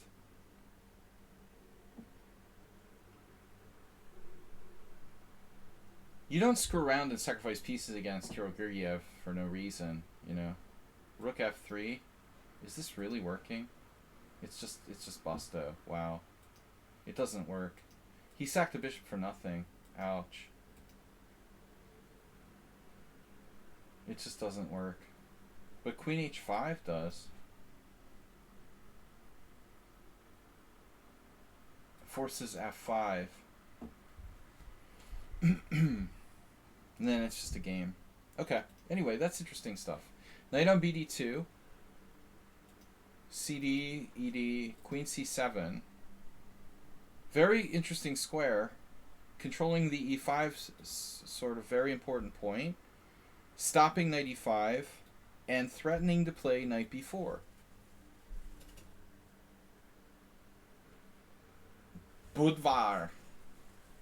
Budweiser. Queen c7. Good move. Now, white either plays a3 or c4. And obviously if c4, you know, if you try to go here, he has either bishop e2 or bishop b1.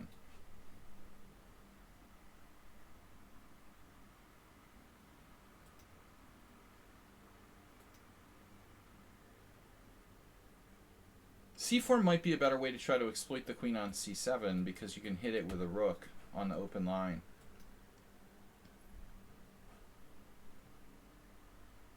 Wow, okay, so black has knight b4, but what does this do? You force bishop e2.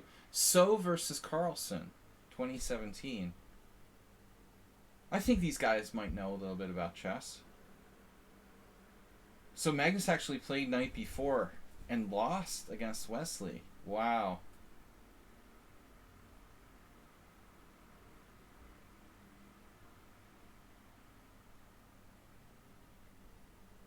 b6. So Carlsen. My homie Kosic getting the draw, of course. a3. Knight goes back. What did we really accomplish? Nothing special. Rakovic, Kosic, bishop d3. He didn't play that. That's weird. He had to have played bishop d3. Ding. You guys think that Ding is going to finish? Who's going to finish second in the candidates? Ding? Take the money, bro. You're like first alternate and you get the money. Big payday for second place. Feels like Caruana lost his mind. Hikaru? Wait, what happened? Why? Isn't Ding like in contention for second place?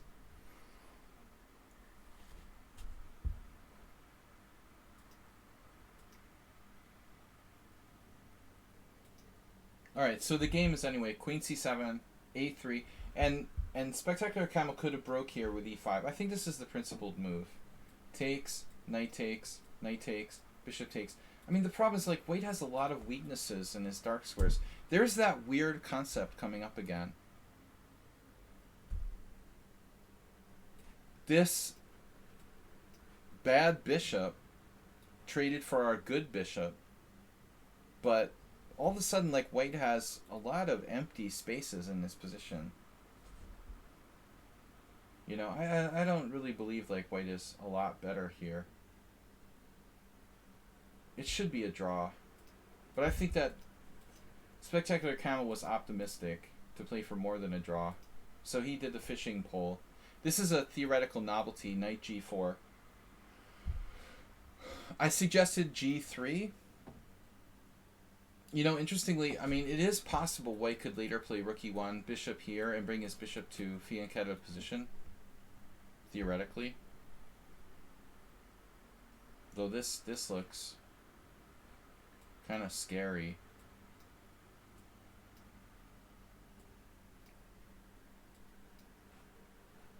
See what I'm saying? Black is more active despite the fact that he has the worst pawn structure. People person. Oh no. Not this again. Now we're gonna hear that Caruana is arrogant or something. Don't start. I'll have to time you out again. I don't know, man. You've been watching too much of Cairo's streams. I'm gonna have to give you another timeout. Alright. H3. Not a very constructive move, but at least it prevents back rank mate. Knight f6. I don't think that knight h6 has much going for it. I have to admit, I thought about this. I mean, it's not that crazy. You might put the knight on f5. Alright, knight f6. Hey, you're hurting Arsenal's feelings, Resident Spectre. You're gonna hurt his feelings. Alright. Queen e2. That looked good. But there's a big shelf here. You know what I didn't think of? Whatever your name is.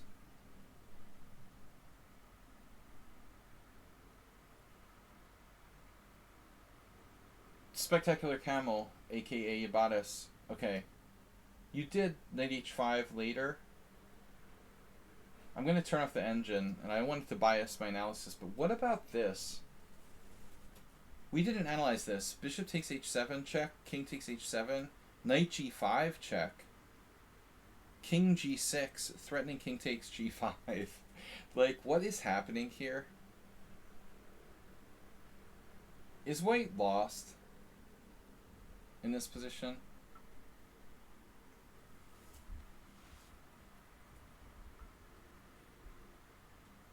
Arsenal has a dry British sense of humor.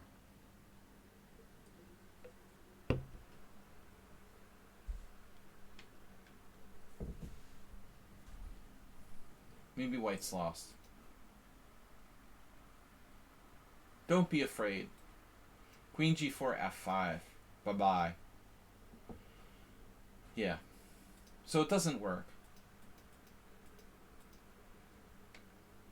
Very important to understand, like, it's essential to play king g6. You know, I mean, maybe king h6 works, actually. On second thought, maybe that's even simpler. But don't reactively, like... You don't want to reactionarily play king g8, like, always. Okay. So what about this shelf square?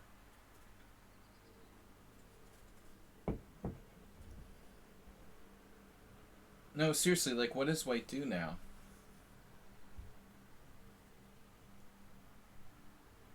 It looks like he has the choice of the evils, the lesser of the evils. Either he allows knight f4, or he, like, weakens his king side with g3. Which is worse? Seriously, which is worse?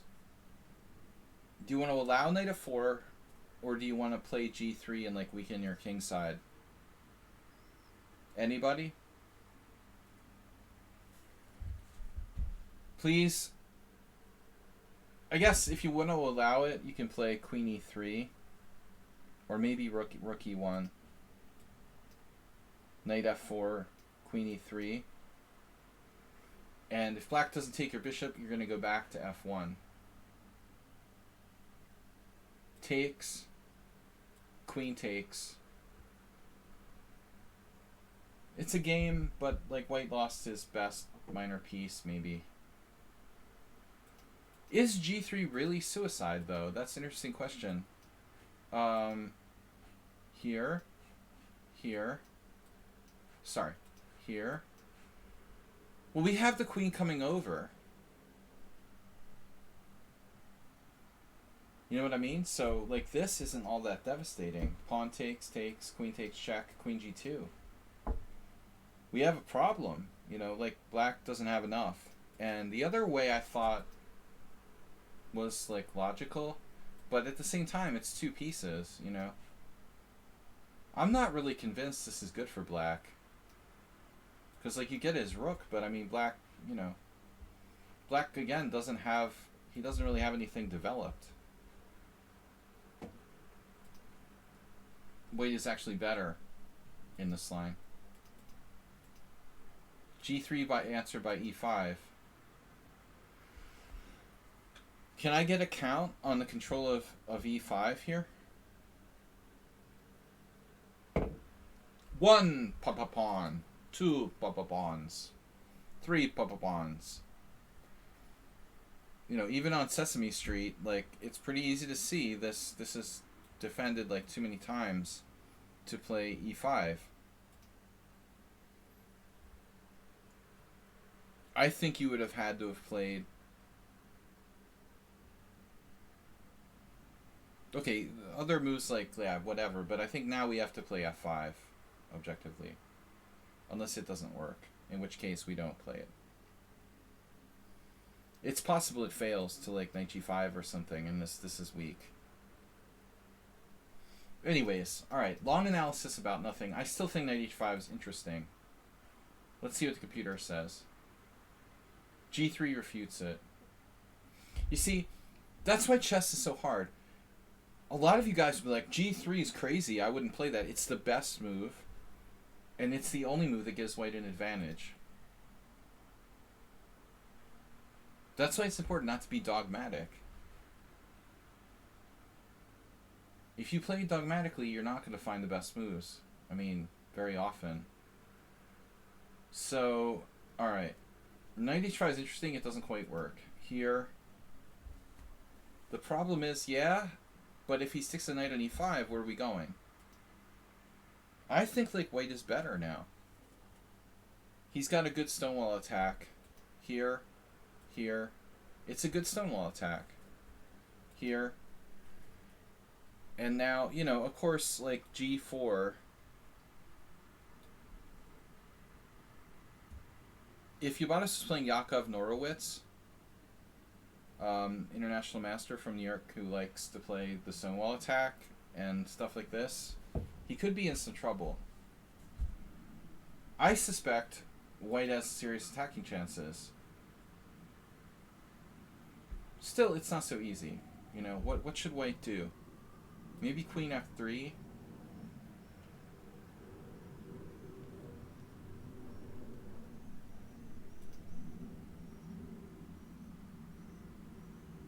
F5 right away is not possible. I mean, you could play g4 or something like queen f3. And I still think, like, I prefer white.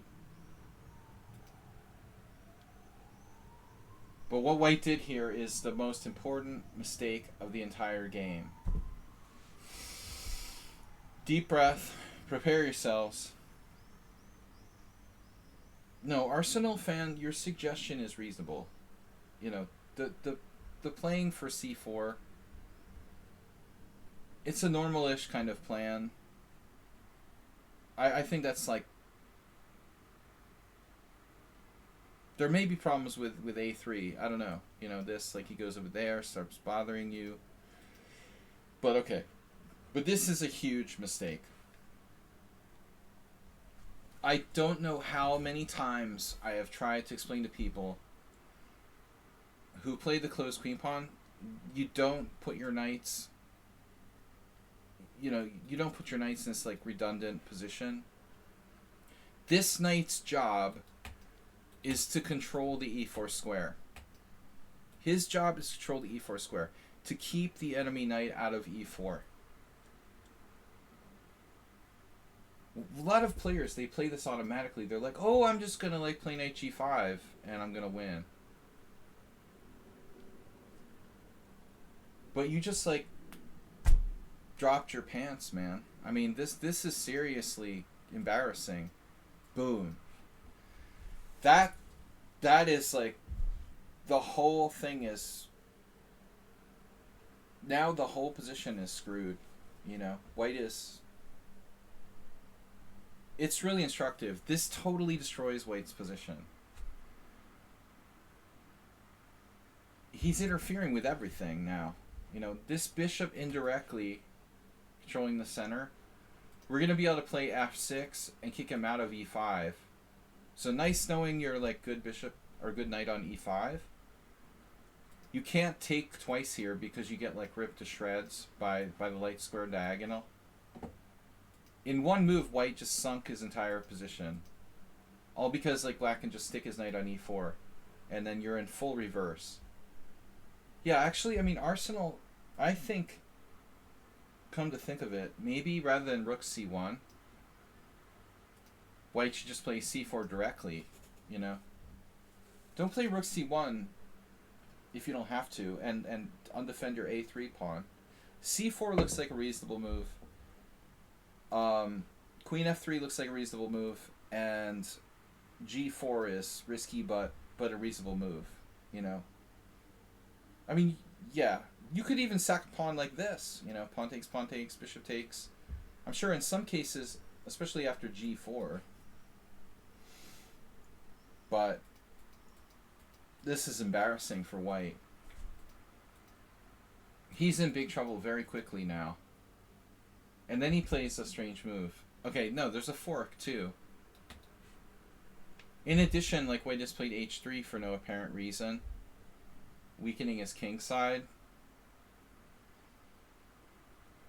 White would like to retract that move at this point if possible. But it's there already. Pawns can't move backwards, so we're threatening a knight fork with knight g3 as well. This is an embarrassing move to have to play. What's he supposed to do? If he can't take the knight, what's he going to do? Like king h2 and put his king on that diagonal? I don't think so. Queen e1 is practically forced. And now f6. It's lucky that he has a place to move his knight to, even. Okay, this is forced. And then again, like,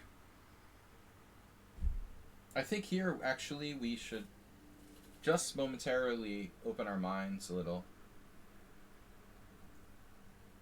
Bishop takes f4? Nah. Alright, that's too open. Bishop takes c6. And now white would again like to take back his h-pawn to h2, but it's too late for that. It's too late. I mean, you're getting strafed on this diagonal. He has to play g3. This looks forced. Knight h4? Whoa. What?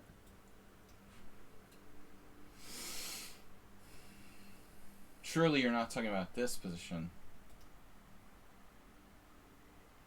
I've been streaming for 2 hours. Thank you. We got $5 in donations toward the World Senior. Please help it grow. Think of the donations for the World Senior as a plant. Help the plant grow bigger. Drop me $5, guys. We did get 5 gift subs, so it's actually more. It's more satisfying than working at McDonald's. Okay, g3. And now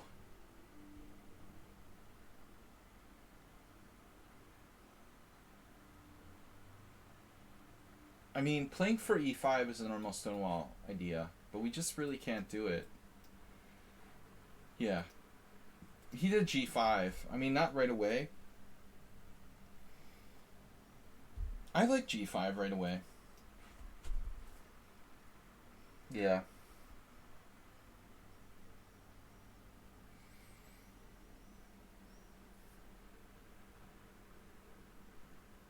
It's definitely good. But this is an interesting idea. Ironic. Actually, maybe Arsenal's right. You know, maybe h4 is a strong move for white here.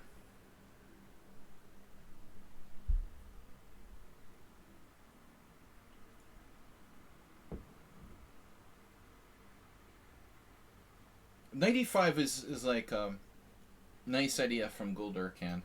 It's a kind of Steinitzian like piece sacrifice, but no, it's too much. You know, that's like desperation. There are some cases where that sort of thing might work. I mean, you know, it's total desperation. No, I think you should try h4.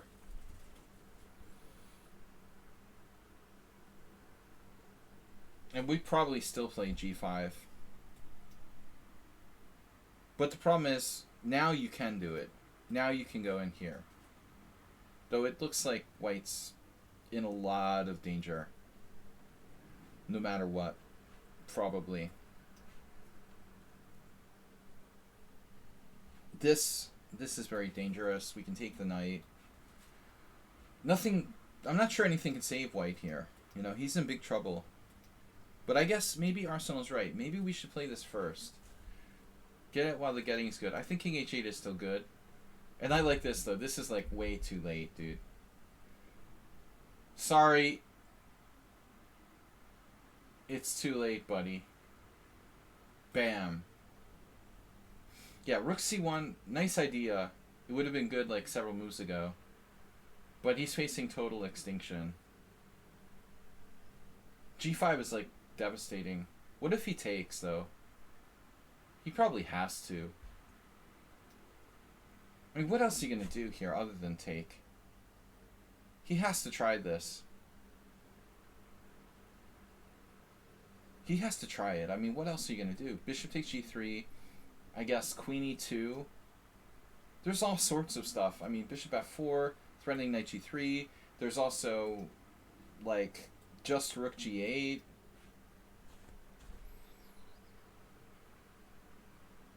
There might be some freak variation where you can open the long diagonal. You know, maybe. There's a chance that white might get some kind of trick in.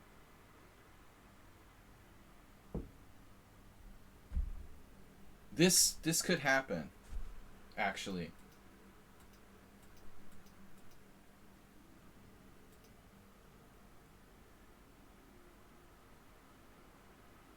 So what about right away?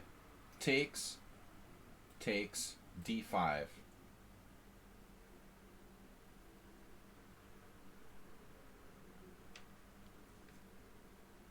Does this concern you at all?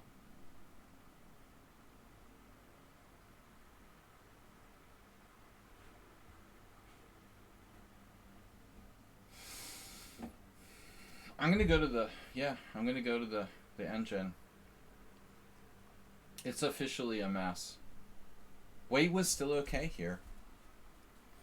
He has to pull the trigger on this. It looks like he's actually hanging on. Unbelievable.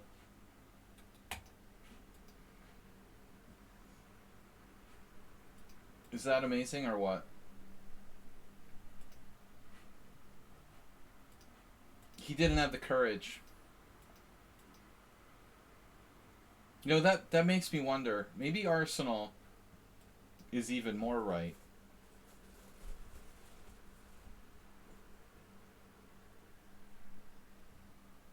This is really better to be here, so that crap doesn't work. You also have queen over here. You know, you don't necessarily need to do rook g8, king h8. You can do rook e7, rook g7. Rook g7 like in a King's Indian, you know? If you want to go for the g file, maybe you do it by lifting your rook to e7. Maybe you don't need to move your king to h8. You bought us. Arsenal's right. This is a much stronger move. Now this is not an issue. You're just like crushing him. He has no counterplay here. I agree. No, king f7's not going to work. Like, you can't put your king on this diagonal. I mean, on the file. No, Arsenal's right for once. g5 right away. Yeah, that's really strong. This was bad. But he doesn't exploit it. And then he plays too passively. And now there's no way to carve it open. So white's just worse, losing. Now you're threatening to overrun him. But maybe he should play like g4, I don't know. Desperately try to keep the lines closed. Yeah, objectively, I mean, maybe g4.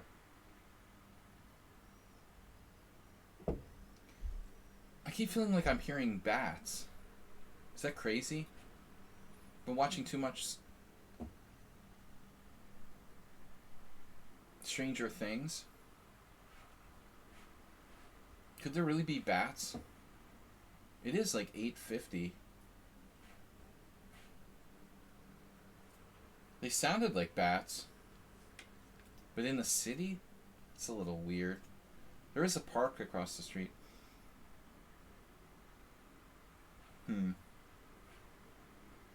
G4. Best try. This is suicide. Now it's over. How bad is G4? Because I think like white has C4 maybe. Because if you ever try this, it gets really tricky. You know, now... I picked up your king. You know, now you have this situation with like white having that. It's kind of double-edged. Yeah, exactly. C4. E5, C4, E4. Wow, this is crazy, dude. He had to try G4. I mean, this is his last chance to keep the lines closed. So he was still hanging in there till this point. And now I think he's done. E5.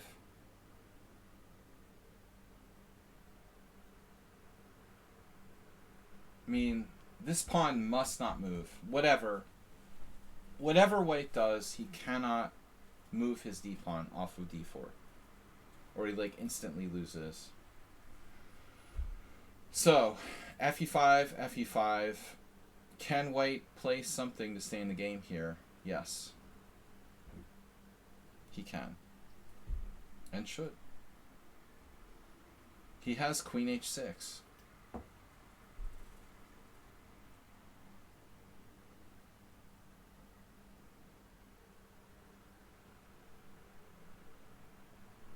I don't know, man. I'm not sure this is working.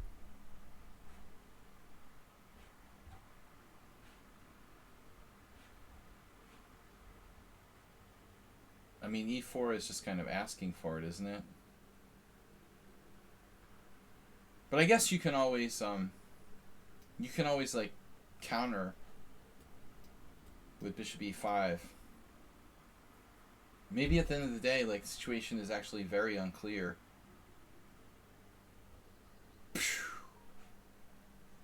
It's like a duel. Bam. Don't try that. The last step, man. I told you never to move your pawn off of d4.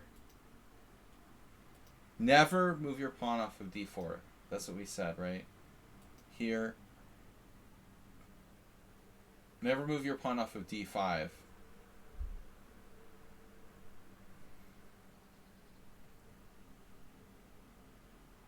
This position is driving me crazy, man.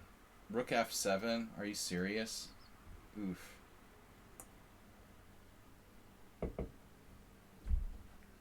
How's that move bite you?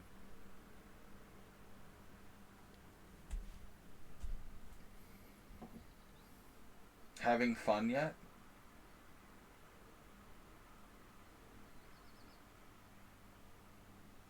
I think they were just like standard birds. I'm just freaking out. Here, check. Rook here. Rook g1.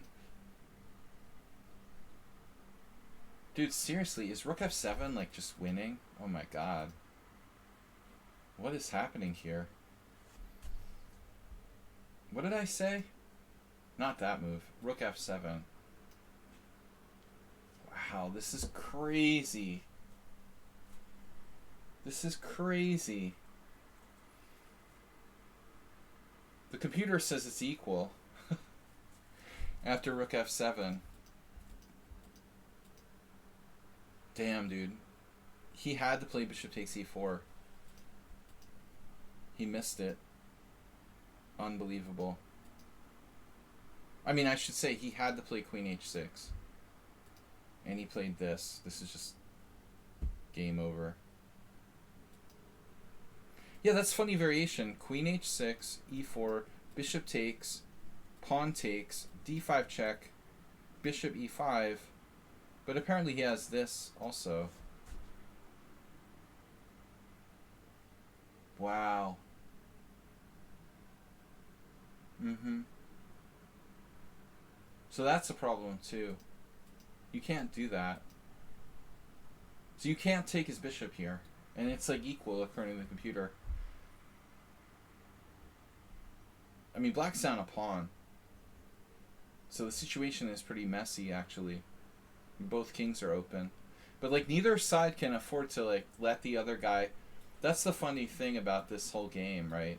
Neither side can afford to let the other player's bad bishop open on their respective king. If you move those pawns, you're dead. You know, whoever, like, moves one of their pawns is dead. So the game was like f takes, he moved his pawn, and he was dead first. Check here, bishop takes e5, mate in 2. Yeah, anyway, guys, I'm spending way too much time on individual games, so we gotta move faster. Okay, Richard Smith is up next. Nice win for Ubatis. I've been enjoying these games way too much. Okay. Because we didn't do an analysis stream for a week. I guess I needed to get it out of my system. Richard Smith, who is that anyway? Wasn't he on like the Mayflower or something? Richard Smith. It sounds familiar. Wasn't he one of the like founding fathers? I swear I've heard of someone named Richard Smith before. Knight f6, knight c3, e6, e4, and then knight c6. Okay, so this is the Richie Rich variation.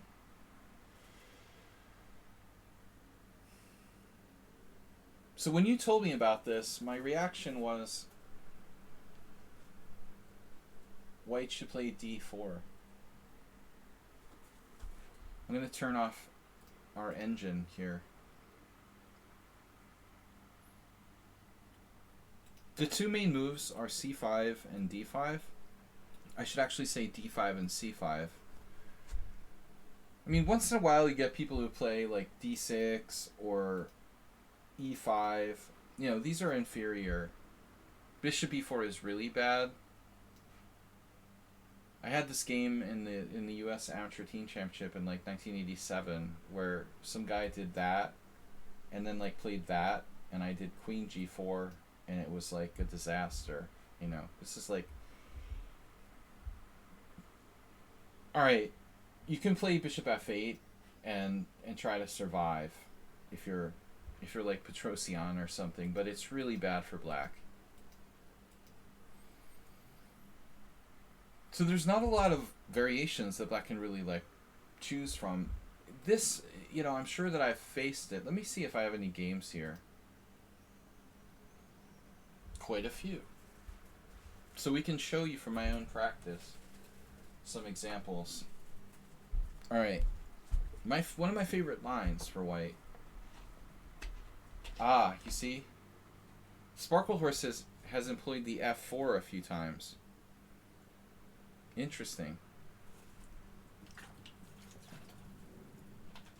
The epic battle Sparkle Horse versus I Love Weed. Sparkle Horse Bisonov. Sparkle Horse El Rosador. Whatever happened to him? Sparkle Horse versus AP87. Sparkle Horse versus Darkling 12. Darkwing Duck. Now, what's interesting here is that I played f4 on a number of occasions.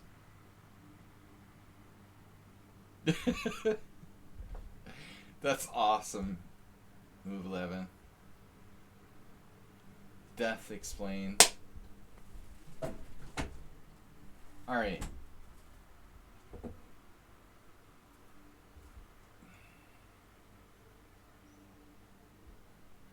F4, what came over me? I was inspired when I played f4.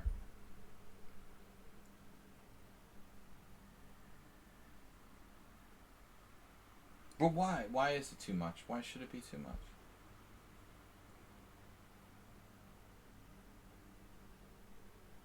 It's reasonable, right? You're gonna play d5. Like, you have to play d5. Baisanov did e5. So this is critical, right?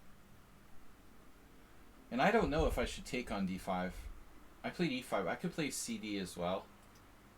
I'll show you something funny. Okay, Arsenal, when I was a kid, my favorite variation with my friend was c5, e5, knight g8, and f4. And my best friend said, "Oh, that's garbage. You know, it's just weakening." But we found a footnote in the Encyclopedia of Chess Openings where Alster, this like master from, I think, Czech Republic, had played this prior.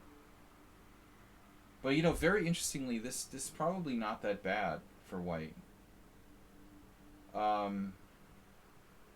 I've actually seen like the exact same position with colors reversed, where black is playing f5, almost exactly the same positions. And recently, this is not so stupid. Anyways, knight c6. I don't know, I like d4 best though. You know, that seems right to me. I mean, what are you playing here? How does this happen? It's like a two knights tango? It's a bad two knights tango, isn't it? If I play d4, you play the Mexican defense, I play c4, you play the two knights tango, I play knight c3.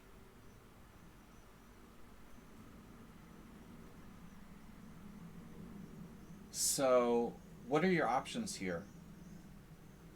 A bad Chigorin with d5? Is that a bad Chigorin or a good Chigorin? All Chigorins are bad Chigorins. You have a bad Chigorin, you have your move with e6, or you have the game where I got like destroyed by Victor Erdos with e5, d5. So e5, d5, knight e7. Let's get the master's database fired up. Victor played this against me. I was like, yeah, I'm really happy to see that. So what is the best move for black in this position? Let's answer your question about this variation. By, you know, using this other move order, we can kind of figure out, like, is e6 the best move in this position? If it is, then knight c6 is a good move, right? By definition. The number one move is e5. The number two move is e6. The number three move is d5. And then I guess, you know, black can play like weird stuff like RIP, but one FIDE master played d6 against me. Feribachi. d6 isn't that bad, actually. You know? d6 isn't that bad. Alright.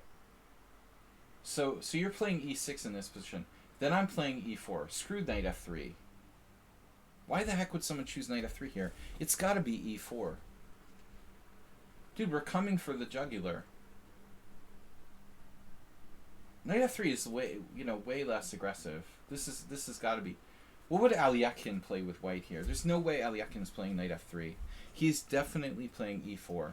This has to be the dynamic way for white. I would definitely play e4. The Encyclopedia of Chess Openings is like, e4, dude. Alright, anyway. Sparklehorse versus Master of Minds. 2018. Sparklehorse versus Master of Minds. e4. And then we transposed. So I've got 4 games here. 3.5 out of 4. Darkling 1300 drew me? Excuse me? A 1300 drew me, but it was probably a simul game. No, it was a simul game for sure. It happens. Shit happens. Let's see. Darkwing Duck drew me. What did I do? This is interesting. This is definitely theory. Okay, there's 4 games.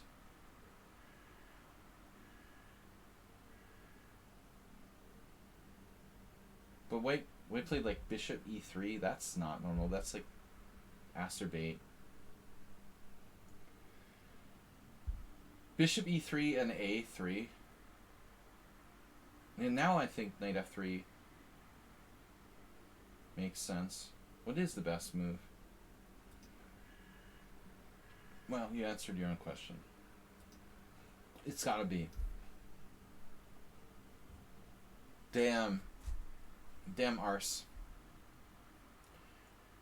Arse, what do you think about, but what do you think about other moves here? Do you have another option? Do you want to do, like, Bishop E4? Because you're back to, like, you're back to the U.S. Amateur Team Championship, 1987. After E5, you're looking sketchy. You can't play Knight G8 or you're toast, dude. There's no way I'm doing that. You gotta try this. So it looks like Stochek played it a couple times. Sagafoss from he's a player from Norway. Peter Schuster. That might be correspondence. But the fact that Stochek played this twice is interesting. This looks like your best shot. I mean, if Stochek was willing to play it, it's probably not that bad. This looks like your best shot. White also has F3. That's interesting. Dude, that's a transposition to an F3 Nimzo. A weird F3 Nimzo. Okay. So if you do it, I like that better. Anyway, in the game we have instead Knight F3, which is a fine move. I like D4 a little bit better because of this. What happened in the game? Arsenal can play D4, you know. This gives him D4. By the way, like, I don't know about CD. Normally speaking, like, this gives this bishop a diagonal. There are pluses and minuses to it, though. I think this is one of the hardest decisions I know in the opening. Because when you play CD, you're taking toward the center, you're increasing your central mass of pawns. But you're also giving that guy... that... No, I mean, it's not clear. I used to think, always, like, CD is bad. Because you're giving the bishop the diagonal. But I'm not sure, you know, at the end of the day. It's probably not that bad. Now, Arsenal can play Knight E4. This is fully playable. Oh, we're transposing to another line. Dude, it's my game with a kid. Holy shit.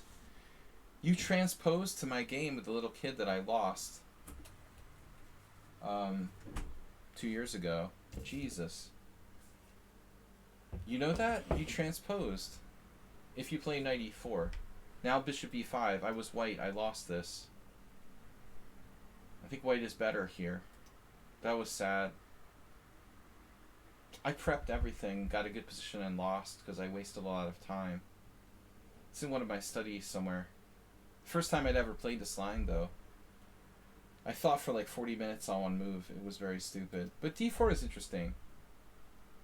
So this is a new move. Go back.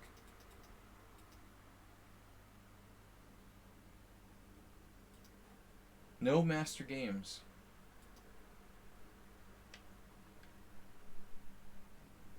Is there a problem, officer?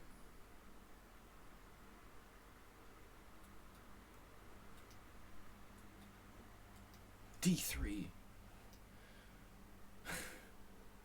I'm just kidding. This would be a funny move to play.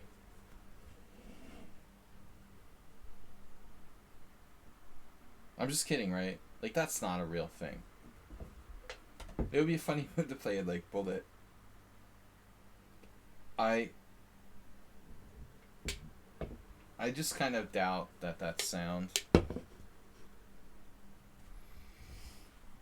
Right? Just want to make sure this is not absurd. An absurd suggestion. The problem is, like, white can hide his king on d1, like in my birds variations. Queen a4, stopping knight b4 and giving the king a flight square. Yeah, I mean, even something crazy like bishop b2. I think here actually black's probably okay, to be honest with you. Again, where is your white square bishop, man? You know, you're probably fine, but black also, yeah. Anyway, it was humorous. Takes. Yeah, I don't know. He can play queen e2 check, but you have bishop e6, so that's not an issue. He can take on g7. This is a very important variation.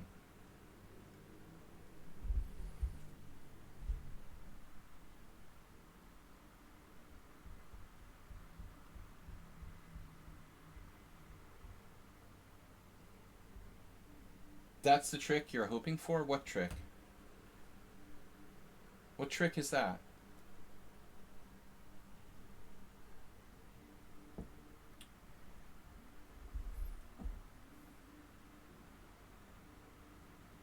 Like, okay, take. Okay, if I'm white, I'm a chicken. I'm playing queen takes d2 here. I'm going to try to, like, bore you to death.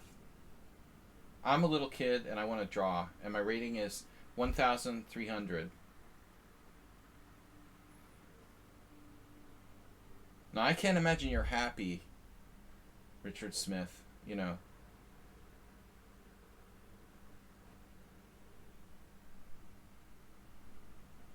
Oh, snap. Dude, what a sicko. He's like bishop b4. Does it work or not? You kidding me? You're dropping a rook. No. Maybe I'll make a rook. Alright, h8 rook. Check. What do you do?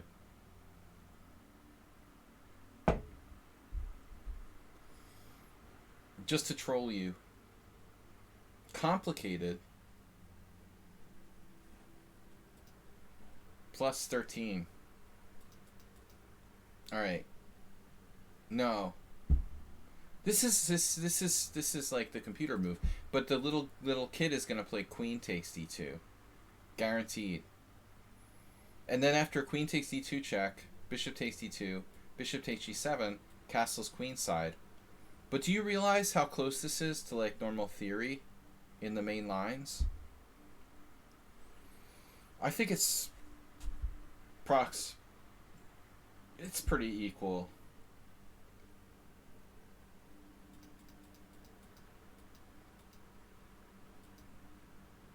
What?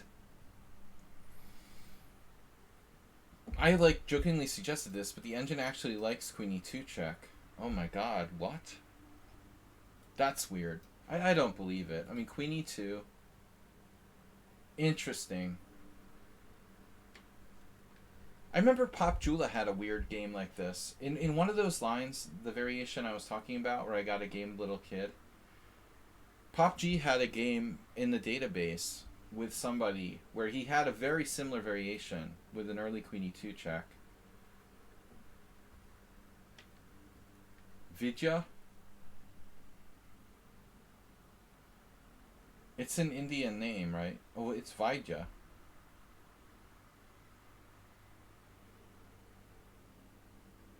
This is interesting. Dude, this is almost like identical to this. I think it was Pop Jula versus Medved. They had a very similar game, man. Very, very similar to this. Wow. We've transposed back into a line. Queen b5. Dude, that's awesome. But I'm telling you, it was extremely similar. Popjula beat him with this really weird idea with the queen on e2.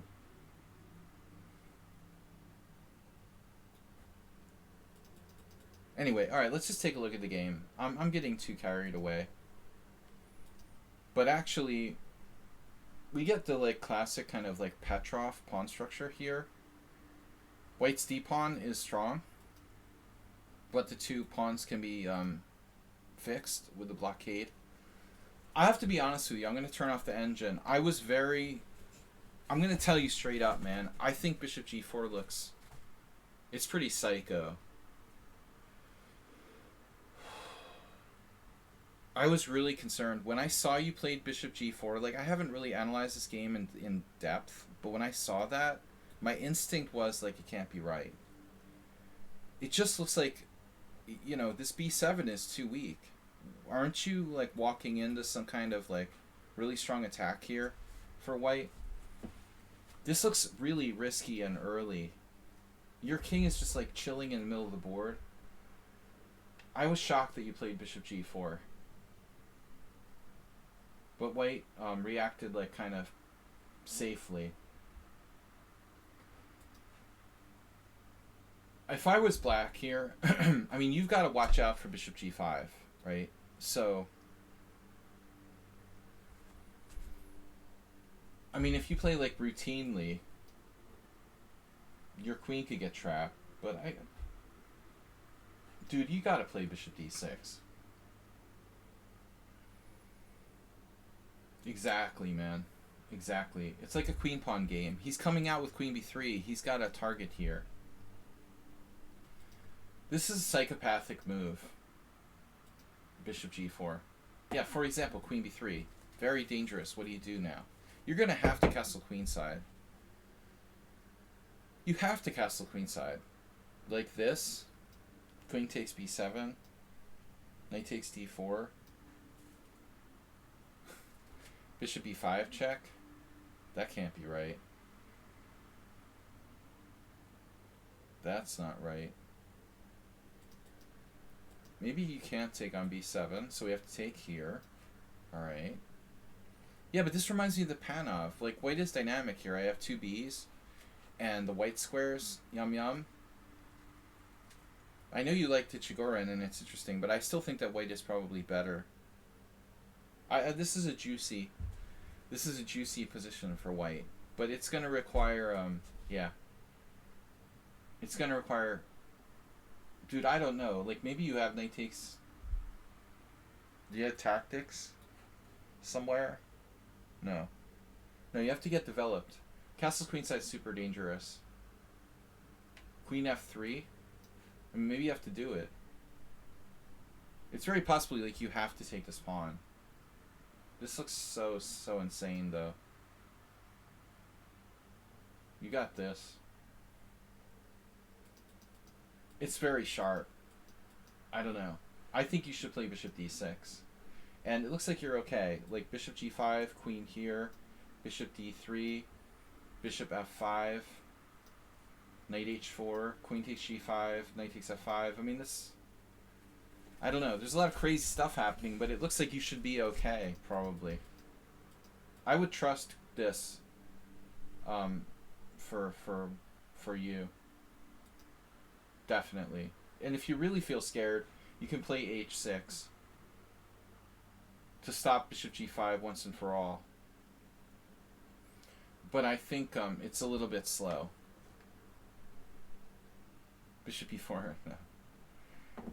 Seriously, you played it. You know, you played h6 later, but I think it's okay. It's an interesting position. It's like a Petrov. This is really risky. And then he plays safe, and now you play h6. But you don't need to play that, do you? h6 was unnecessary. I mean, I guess it depends on what you want to do. I don't think you're castling queenside here, man. His central pawn is too solid. I think castle's queenside is nuts, and you're busto if you do that. This is like losing for black. The pawn is too strong. I could be wrong, but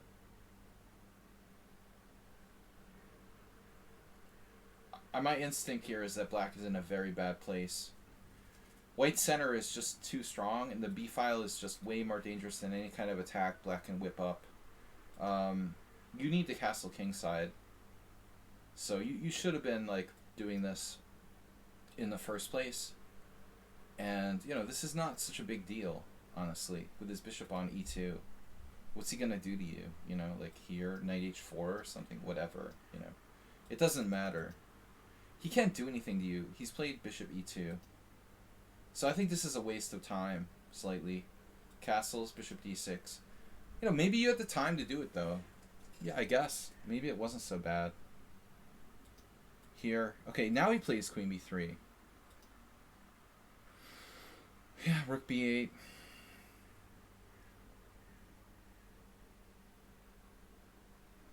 Do you have a problem with rook b8? He's going to hit you with d5. You're too slow. See, that's where h6 starts to hurt you. The time. Do you really have time for this move? Seriously? You should play bishop d6 first. The other problem is like bishop g4 set you up for this queen b3 thing. You know, now in queen b3 you can play like rook b8. Maybe you're okay.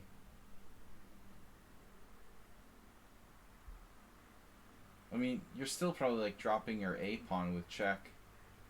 Some kind of weird lines. h6 feels slow. I don't think you need to do that. But I think going back, you know, further to this position is the critical one.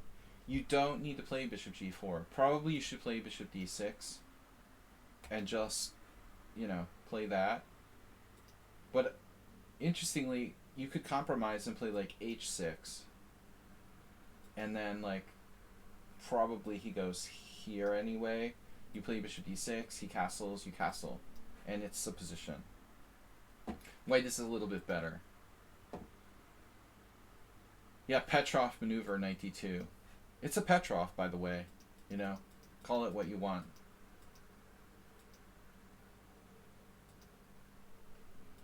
Interesting, like the computer likes this. I don't think it's a big deal. All right, here.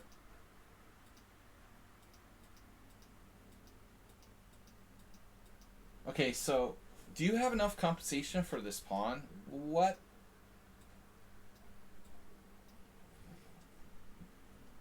No, right? You had the crazy tactic? You have a crazy tactic. That's kind of cool, dude. You gotta give Arsenal credit. He had bishop takes f3, bishop takes f3, rook b8. No, that doesn't work. How does this work? Rook fb8? Officer? Say what? That works?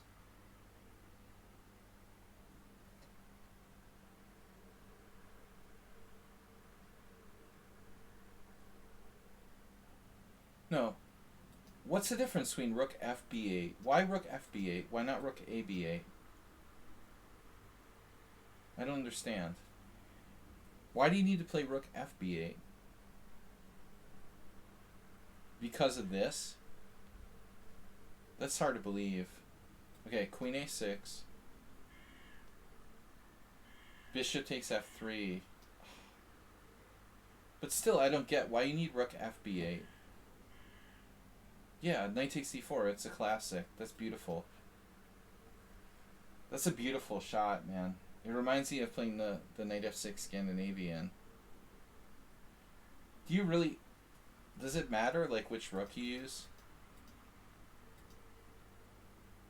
Yeah, that's beautiful. Another Petrov theme. Dog champs. Knight takes d4. Black's better. So you want to keep this pawn protected? Are you worried about your a7 pawn? This is not really... Nah. It doesn't matter. You're good here. You know, now white is like... White has got to be careful. And he's probably okay. So like here. I mean, if I were white, I would just go into like grovel for a draw mode. Knight takes f3, queen f3, you know. Queen f3, pawn f3. Black's slightly better. White can probably hang on for a draw. So that's really cool, man. Here, he played that. Yeah, it looks like it works. He can't take the pawn.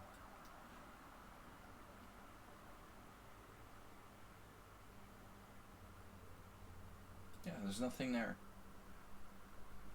I mean, we have to consider the obvious, right? He could take with the pawn here, but now he's like dead on the dark squares. Speaking of Darkwing Duck. Now black's better. You know, white is on the verge of losing. Okay, so he plays bishop a3, which is probably a bad move. Not a terrible bad move, but not the best. But I don't know what to do with white. I mean, probably like rook e1. Like, that's the best he has.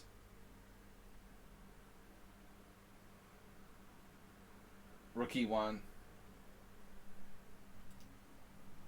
Here is okay. It's a safe move. This guy was pretty good. Yeah, he did the rook move anyway. But I thought you were a little bit of a pansy, honestly. You should have like tried to beat this punk. Bishop takes a3, queen a3. I know you're not going to believe me, but even after this, and I think this is like a normal move, even after the ending, I thought you should play for a win here. Maybe I'm just an endgame grinder, but I think that you actually have chances to play for a win here. I don't know.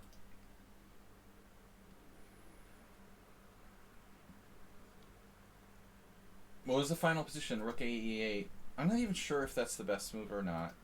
I like your structure, dude. You have a better structure. I think you should play for a win, you know? It's a tiny advantage for black, but it's better for you. Basically, like, the more you trade pieces, the more the weaknesses become magnified. You know, this structural weakness in this type of endgame is increased. That's nice, Super Driver, but not relevant to the game in question. So, nice to see you too. Yeah, you have a very, very small edge.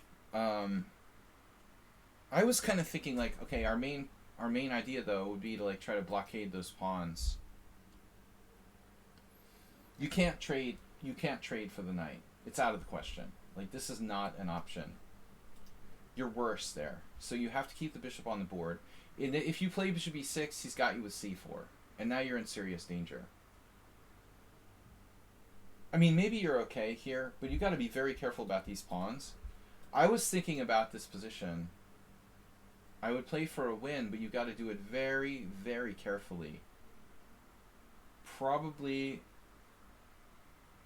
you know, either bishop h5 or bishop f5. I don't know. I feel like I like this move. You're taking away a b1 from his rook, which is a really important idea. But okay, maybe the rook a e8 isn't a bad move. Maybe he should take. In all seriousness. I think you should play bishop f5. Keep his rook off of b1 and play for like structural advantage. You have some practical chances. Yeah, he can try c4, but you know, you got to watch the stuff going on here. It's tricky. So I think the better player like can win this position. All right, anyway, good game. We got to do Sumaher. We're going to do the rest of the games very quickly and get out of here. All right. Anyway, Sumaher playing white. Classic. Oh, what's up, Thomas Dreinson?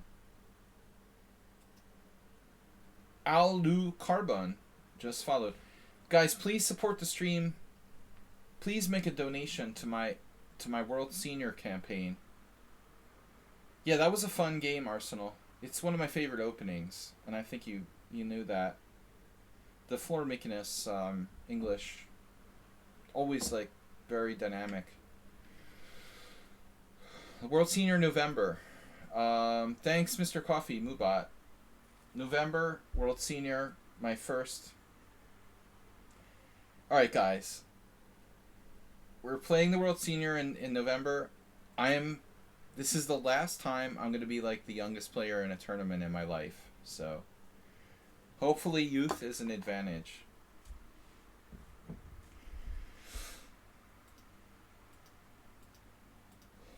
Sumahair with the standard stuff. Tartakover variation. Lasker. Ugh. Yeah, I'm saying that's weird, isn't it? It's the last tournament in my whole life. I'll be the youngest player ever.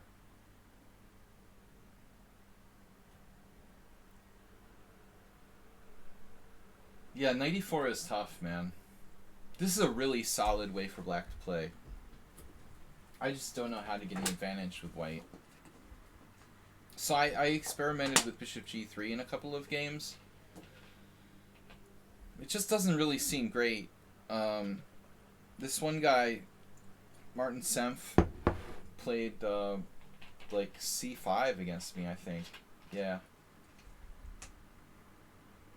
c5 seemed okay. Or maybe he did this, I can't even remember.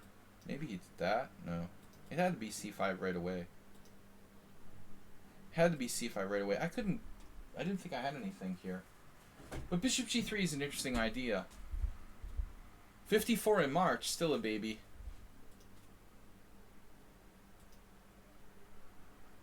Bishop e7, queen e7.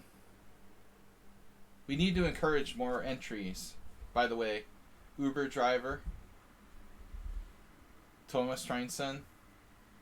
Anyone here who's like 50 plus, I want to encourage more players like below, like, you know, I am level, to join the World Senior Championship.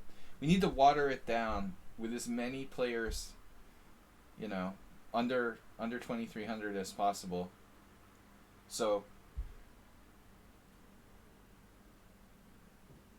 I don't know if Astrobate's making that stuff up.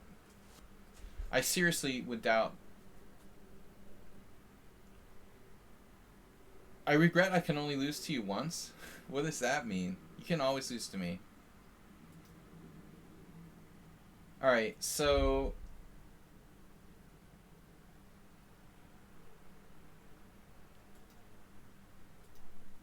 I have a million games in this position. Queen b3 is...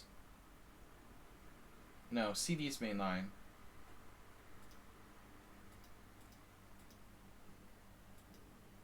This is main line.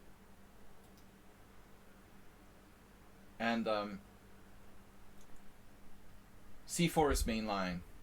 The game where my opponent stole my watch in Australia was this position. I lost my first IM Norm tournament.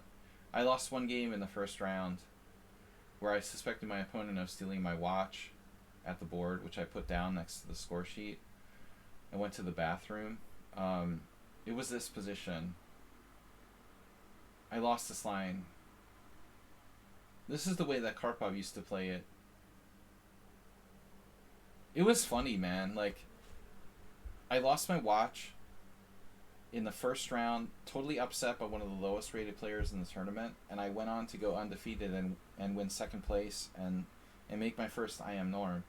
And I found $100 Australian on the ground, like, the day after I lost my watch, which is really weird. Because it's like the most money I ever found. It was the most money I ever found in my life, like randomly on the street, exactly the day after someone stole my watch. How weird is that, you know? Like, it's normal to find like $5 or maybe $10, but like $100 on the ground. It's like God was like giving me compensation. Didn't you have another time you passed out? No, I didn't pass out.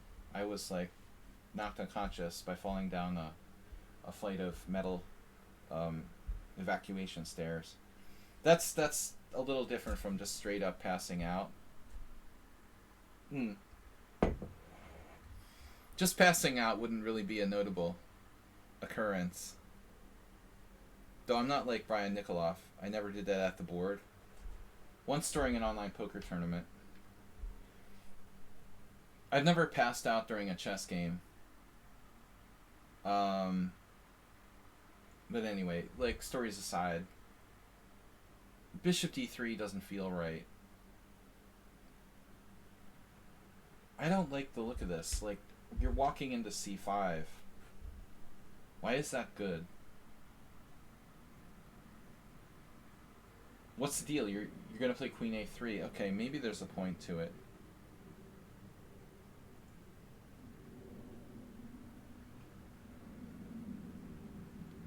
I don't love it.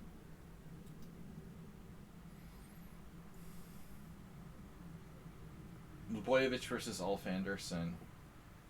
You're doing the Capablanca maneuver here.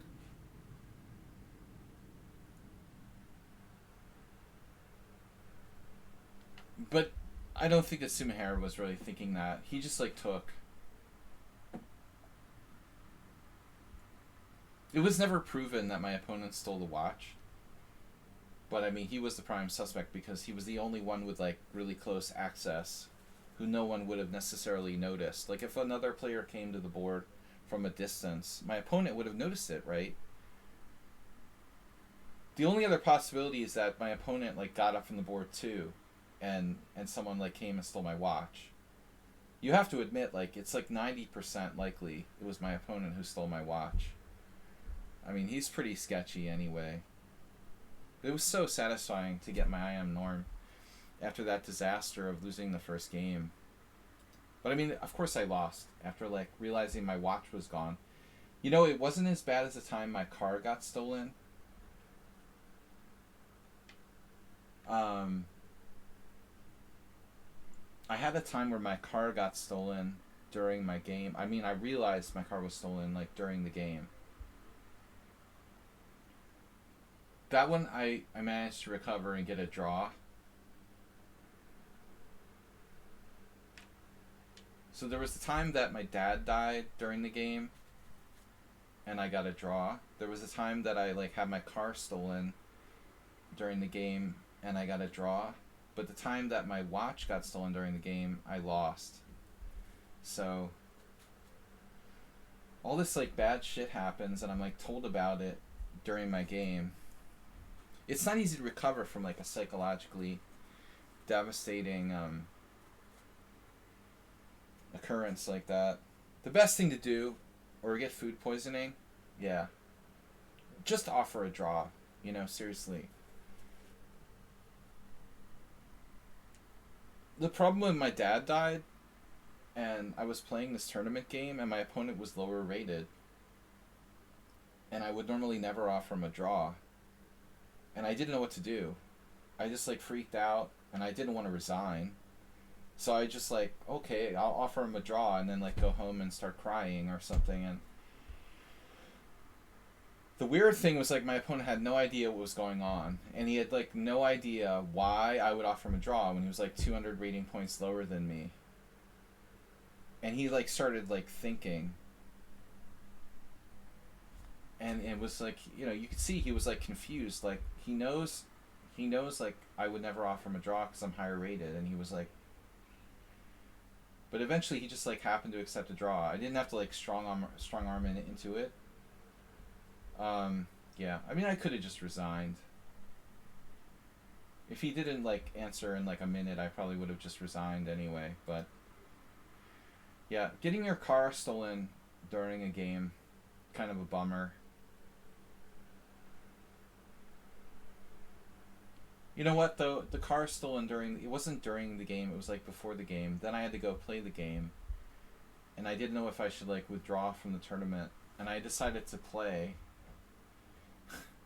But that's not a good idea, you know? Like you should just like withdraw from the tournament if your car gets stolen or your dad dies.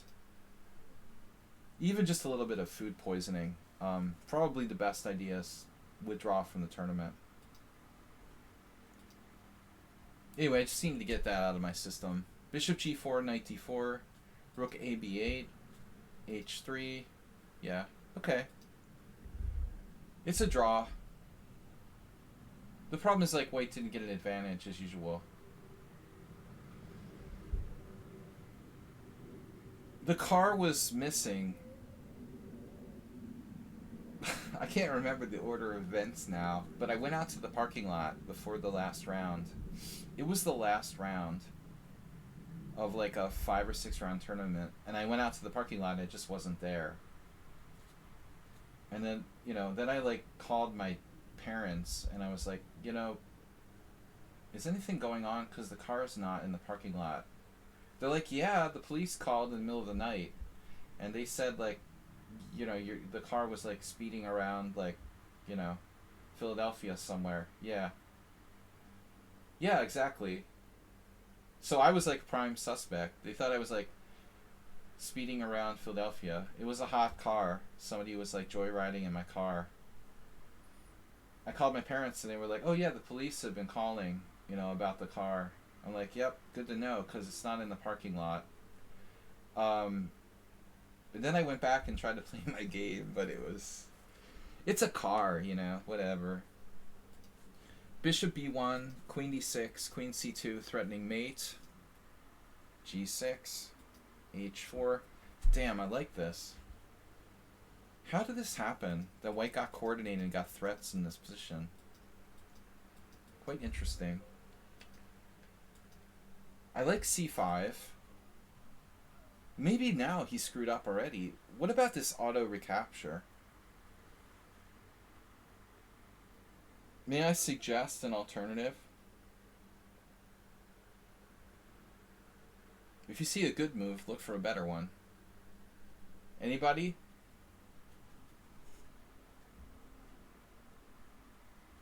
Kapling. Like, this looks strong, right? Knight d7.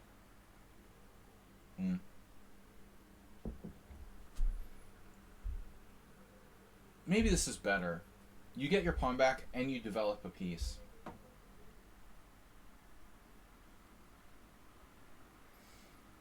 Uber driver, really? See, that's why you're an Uber driver and I'm a chess player. Queen takes c5, knight takes c5. You are joking, right? c6 just like... whatever. Take. I still think it's better than queen takes c5. What does queen takes c5 contribute to black's position? No development. The queen, nothing special there. Okay. It's not that bad. I guess... difficult to say. I guess at this point, maybe black has to bite the bullet and, like, really consider the... You can't take it, right? I mean, even this is probably not that bad, right? This is really passive. No, rook b8.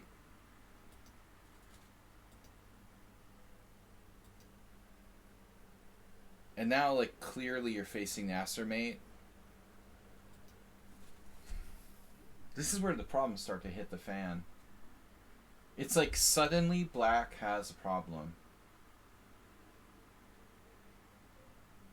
The queen shouldn't be on c5.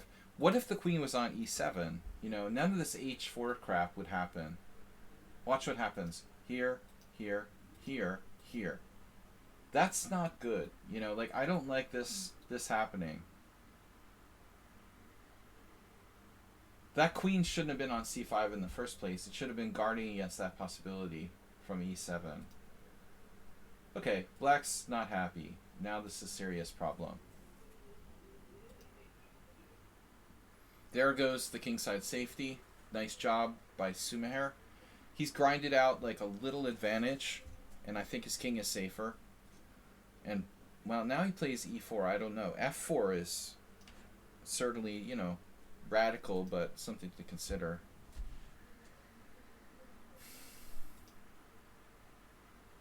In any case, e4 is a nice move. And now black, there's no way I'm playing that move. Black should hold, but it's not pleasant. I say take it.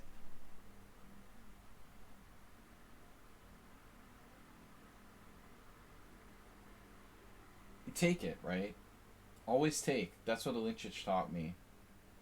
Queen takes e4. Knight takes d4. Dude, we draw all the way to the bank here. And black's king is a little bit less safe. It's not nothing, you know? This is not a joke. This is not that simple. I wouldn't want to like be black against Ivanchuk in this position. Seriously. Can black not take the knight? Black can take the knight first, but I don't think it really...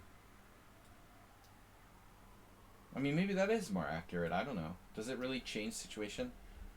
I don't want to let him play e5. So this would get really dicey now. If you take this and allow that, and you're getting queen takes g6. The favorite pet... Uh-oh. The Gingilla. Favorite pet. We don't speak.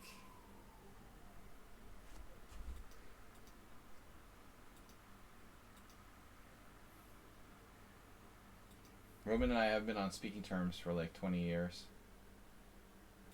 Alright. H takes G, F takes G, E4, Knight E7. That's passive. Dude's gonna get smashed by E5. Do we have this? Queen takes, rook E1, and then like sack the exchange, maybe the other rook here. Sack here, go for mate. Just check it out. Check. How much do we have anything here? That's pretty scary, dude. There's like a 70% chance of beating Uber Driver from this position. If only we could like lift our rook. Maybe we can. Like here.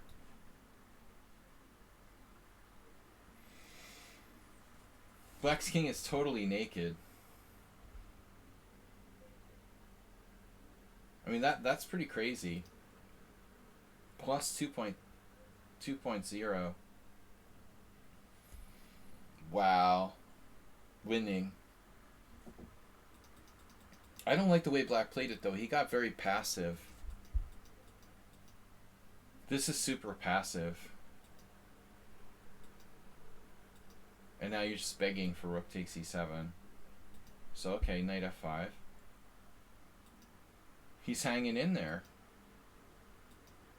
Should have been a draw. He should have been a champion. Are you kidding me? Ah, can't trade queens.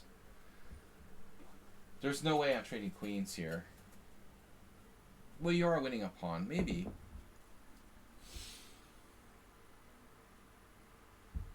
Is this a win? Ladies and gentlemen? Is this bishop ending a win?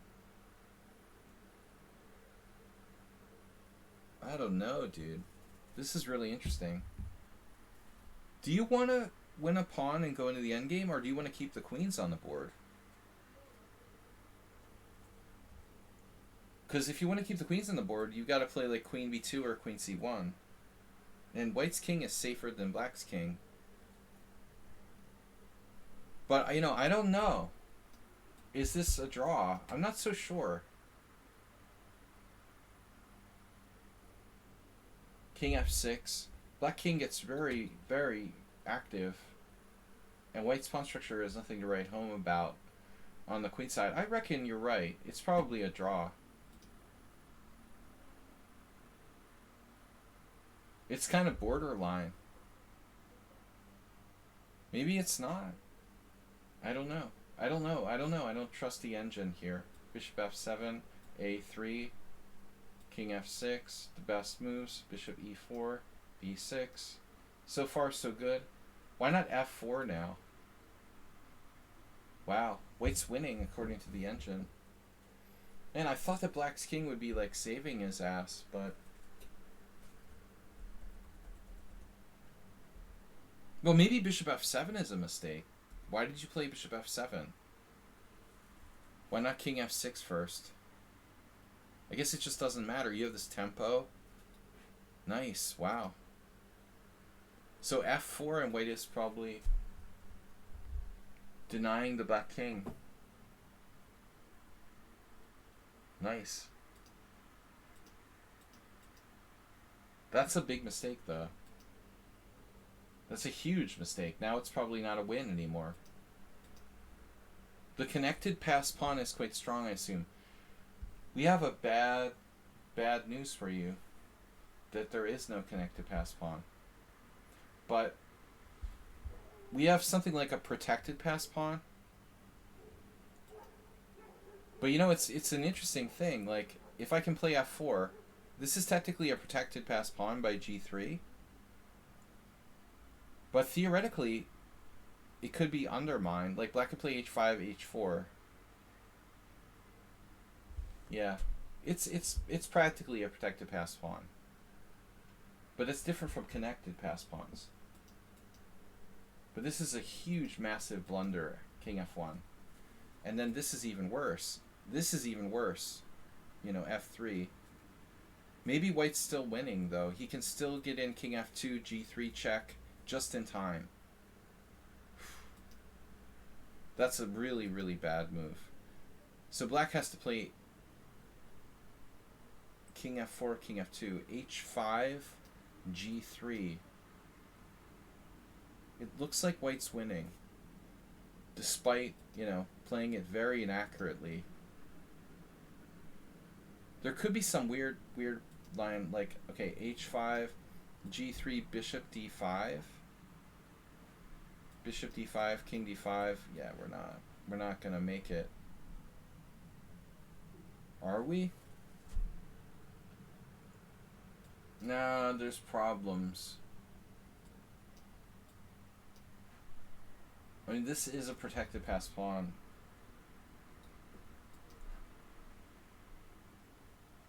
It's interesting. Looks like it's losing. Jeez, it's close for a king and pawn ending, though. b5, king c2, a6, king e2, king b3, f4, king c4. No table base. It's winning. But he came really close to screwing this up. White should never put his pawns on light squares. Now it's over.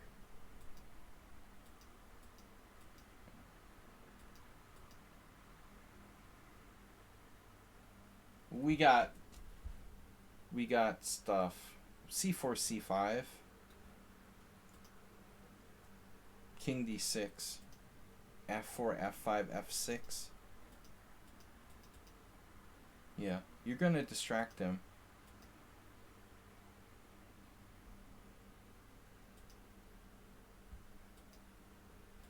So apparently, like, this position, it's just barely winning. Right now, he has king e6. Well, jeez, it was a draw. All the black's pawns are on the right color, and your f-pawn is beyond salvation. Holy shit.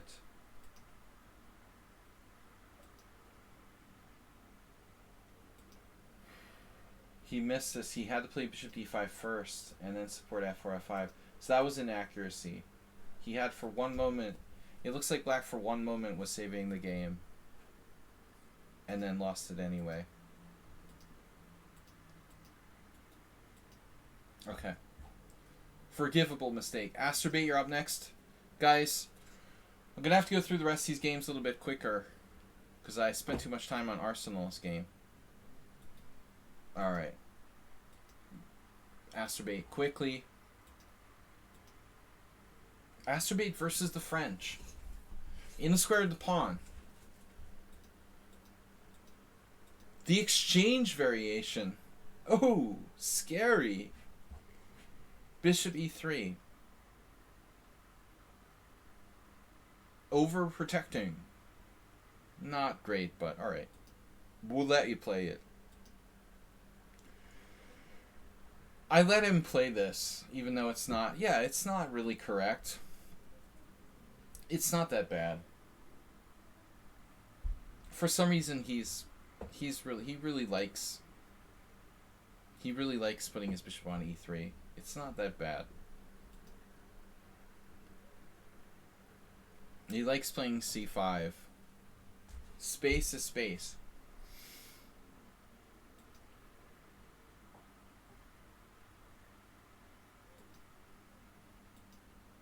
I'm going to turn off the engine. Sorry, leaving that on. You know, here I wasn't sure. I really think that like you should consider maybe your move order. Maybe you don't want to let black pin you with bishop g4, like Arsenal.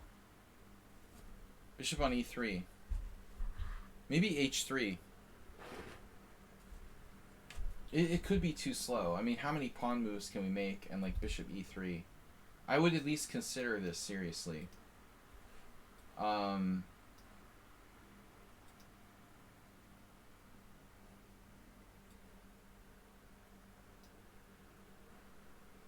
Because knight f3, he could play bishop g4. This seems like a solid choice.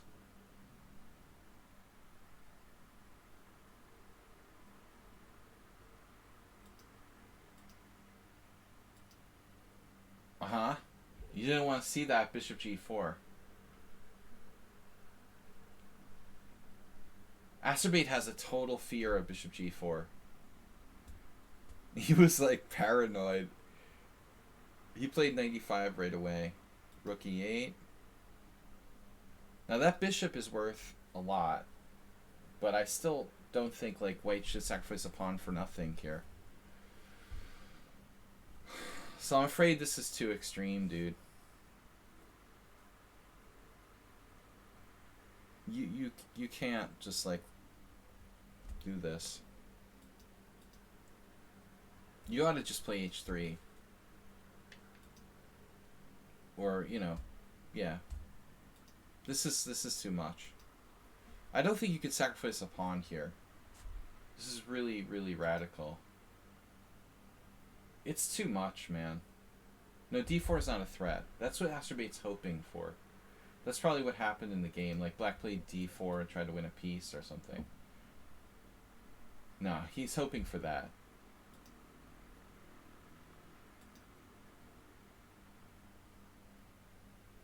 But I mean, okay, you have some compensation for the sacrificed pawn. I don't think it's justified though. Black played d4. Everyone in the room saw it except for you. Now black's better, but it's a little hard to get his pieces out, you know.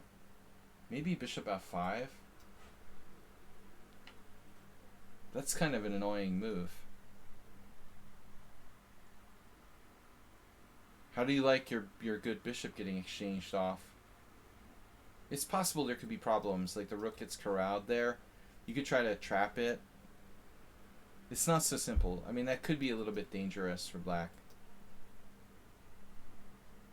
There is bishop g4, but I don't think that's a good move. Oh, and black just has to pack it in and play safely here. I don't know. Truthfully, Acerbate has very good understanding of coordination. Intuitive. He has some comp, but this just loses the game. Well, anyway, it loses the pawn, and white is better now. And then he loses his queen. What about knight g4 for black?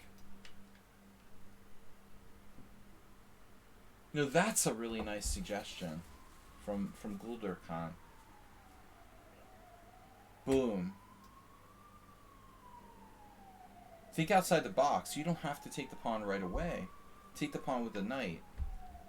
That's a great idea. Your best comment ever.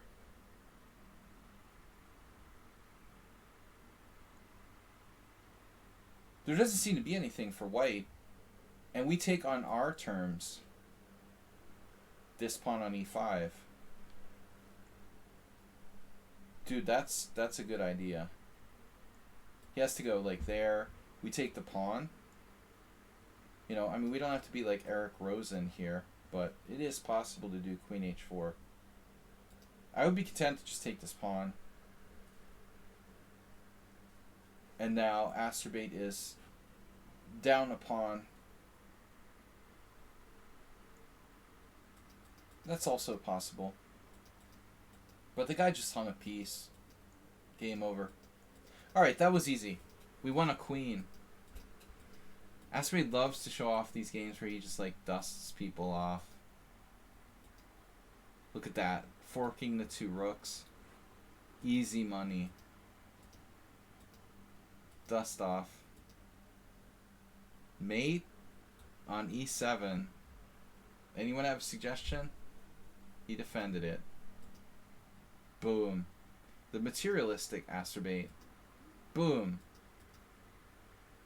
Almost mate, but it's not. You missed. No, nothing there. Here.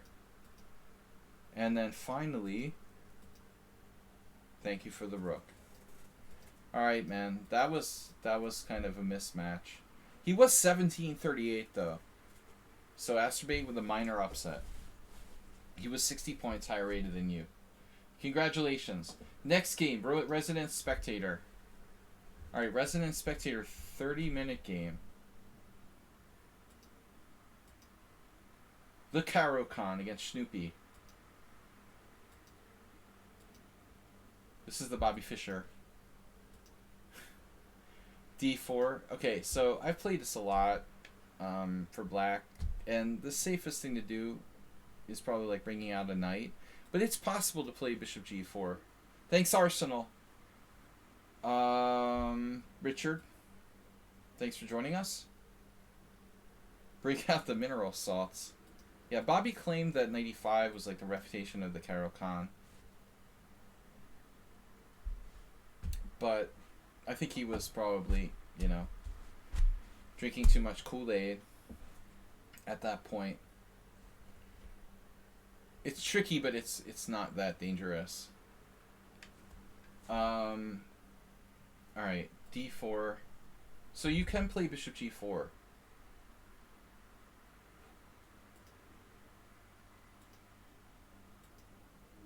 Yeah, this is like, I'm black, and I'm playing the Queen's Gambit declined with the white pieces. The only good move for white in this position is c4. Transposing to a Panov. Even like the exchange variation is kind of lame now. You know, if white were to play bishop d3 here, I'm surprised like no one has played knight b4. Theoretically, couldn't you do that? Anyway, we're off the track. I get off the track too easily. But, like, this is lame, man. I mean, he's playing black. He's playing the Queen's Gambit with the white pieces. Queen's Gambit with black with the white pieces. This is pretty sad. Knight f6. Castles. By the way, I played a lot of games here, Resident Spectator. If you want to try for max advantage against these guys, probably the best is to go for, like, bishop g4. If possible, you play like e6, bishop d3, or d6, and knight e7. I think this is the best try. Like, you play a Queen's Gambit exchange variation with colors reversed.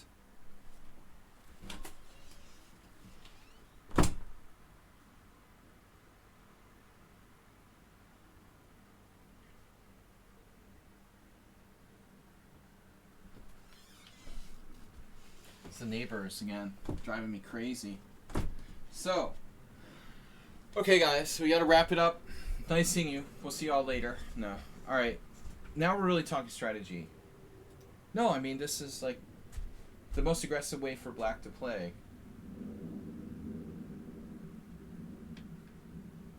What you did is like normal, you know, but this is sharper. Bishop d6, knight on g to e7.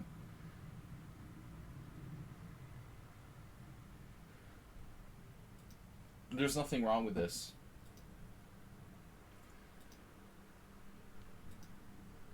Yeah, now like the proverbial question. Bishop takes f3 is safe, and it's fine. But I don't really see why we want to do that. White's lame. He's playing a lame setup. He's playing black with the white pieces. I don't want to trade pieces necessarily. Yeah, you could get a Lasker reversed like that or something. It's possible they do that. Maybe not in this position. But I would keep the bishop on the board. It's not ridiculous to play bishop f5 even. You know, that happens sometimes. But bishop takes f3 is like safe. You know, I think your knights. I mean, there's no break for white. His bishop pair is not really a distinct advantage here. But the problem is, like, it's really hard for you to play for a win.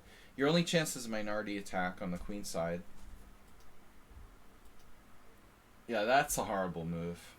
Well, maybe not. Actually, I'm being judgmental. This is a really risky move. Maybe it's not horrible.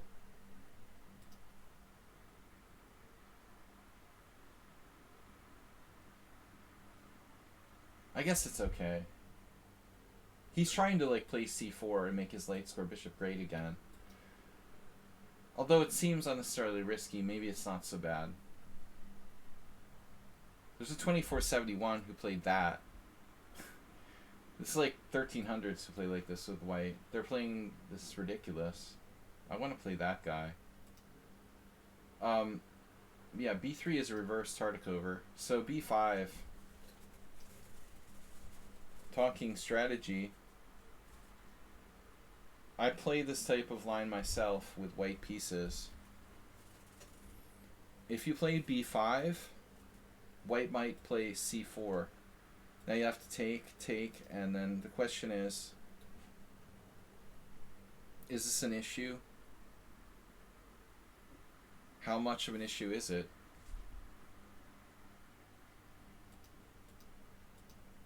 You don't have to play b5 right away, though.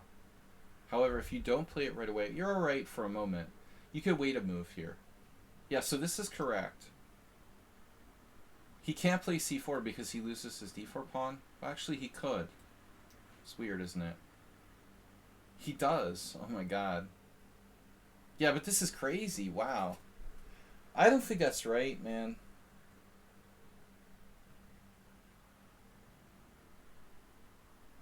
Wow.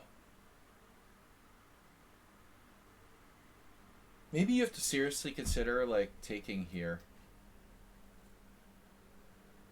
What happens on take? Bishop takes b7. Do you have a problem, officer? Like queen a4 check? I don't think that's an issue. Giving the diagonal the bishop, but I mean the bishop is there's nothing on the diagonal anymore, you know? It's a ghost. Here. Where is he going? What diagonal? You know, like you control every square on the diagonal. What's he gonna do?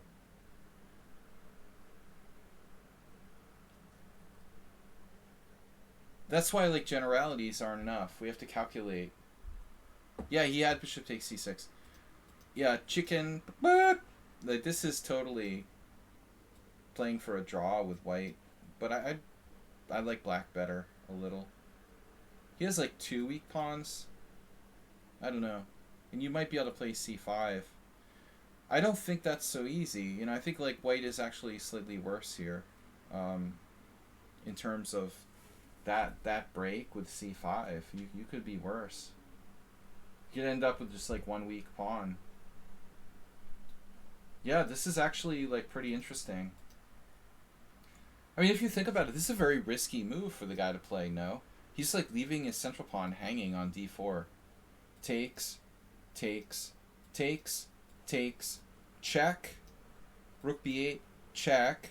Now I don't want to play king f8, so we have to play maybe queen d7. But let's see. He's got a problem, right? He's losing a piece there. Takes. This is awesome. Resigns, you know? Or not. Unbelievable. Knight c3. You're talking about the diagonal. But what square in particular are we worried about? Like seriously. F5. Man. What a weird game, but black's always better, it looks like. No, I think this is really important. He can't just hang his pawn. He needs to play bishop e3 or bishop b2. But whatever you do in the Tartakover, yeah, see? We transposed something there. This is also a typical Tartakover idea. I had this game with Grandmaster Alexander Schneider, I remember. Something like this was relevant, where if you let black, he's actually better off putting the bishop on e3 acerbate. See the range of this piece? Speaking to the earlier game we saw with Yabatis, with the bishop blocked in, bishop e3 is actually stronger than bishop e2 in many instances. Well, you have to ask like Spassky or Karpov or someone who's like an expert, Kasparov, experts in the Tartakover Queen's Gambit. This move may well be better than bishop e2.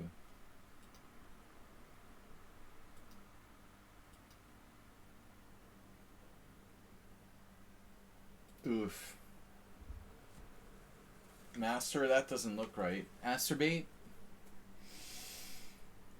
I smell a rat here. Yeah, you don't do that. That's just like handing you the advantage on a silver platter. Even e5 is a strong move. Like, how you doing? Hey, the Cowboys? How's your Cowboys, Uber driver? This is like white to play and grovel for a draw. Right? Pawn takes e5, knight takes e5. What about this? How does that pawn like stay protected? I mean, b4, I guess. a5. That looks really... White is just on the verge of losing here.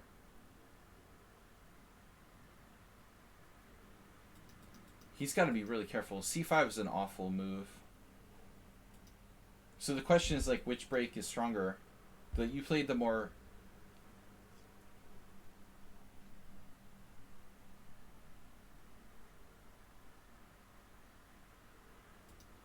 You played, like, the safer break. Dude. Okay, bishop a3 is insane.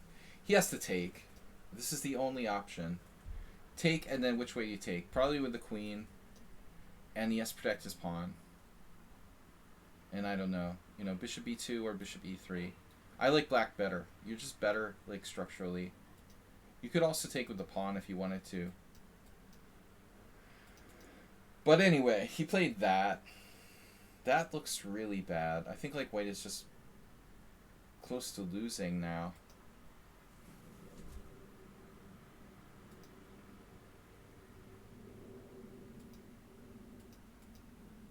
Wow. Deep move.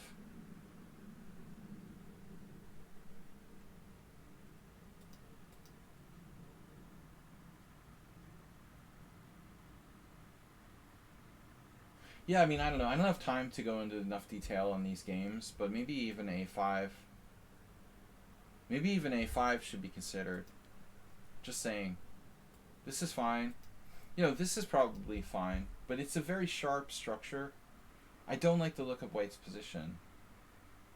Like, you know, your central mass is much stronger than his queen side.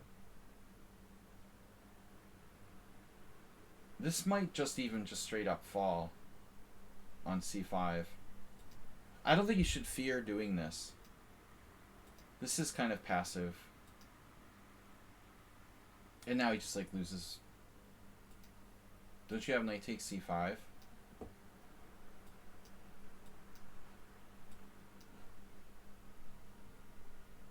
Yeah, I mean, there's no way.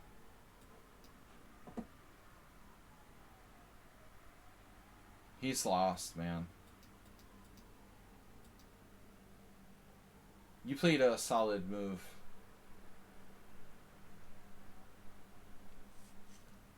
But it's not as strong.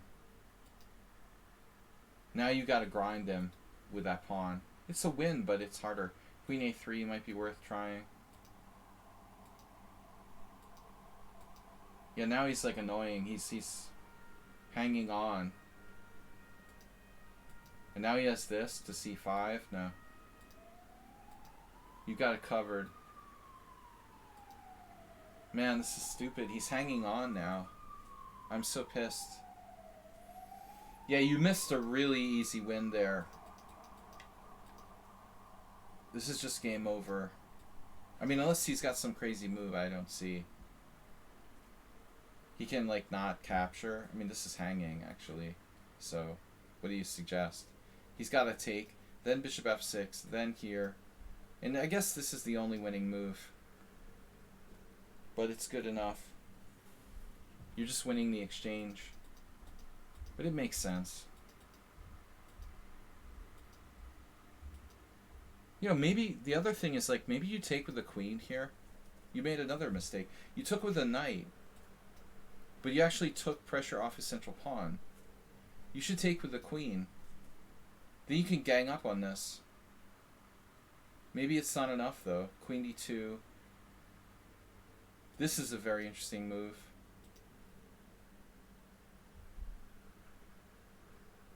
Queen f6, rook d1. You're extremely close to winning in this position. Notice how lame his bishop is. Doesn't do anything. Yeah, you let him grovel his way back into the game. White's kind of hanging on now. It reminds me of Lasker Capablanca. They had a game with a similar structure. Almost identical structure, actually. You know what's funny? How similar this is to Lasker Capablanca, where black like ended up playing like h5, h4, fix the structure on the other side. But it was different. There was no bishop. It was like no white square bishop, no knight on d7. If you take those pieces off the board, it's extremely similar to Lasker Capablanca, which is a very famous game with the exact same structure, and Lasker got crushed. Black fixed him on the king side with h5, h4. Very cool game. And g4 is really risky.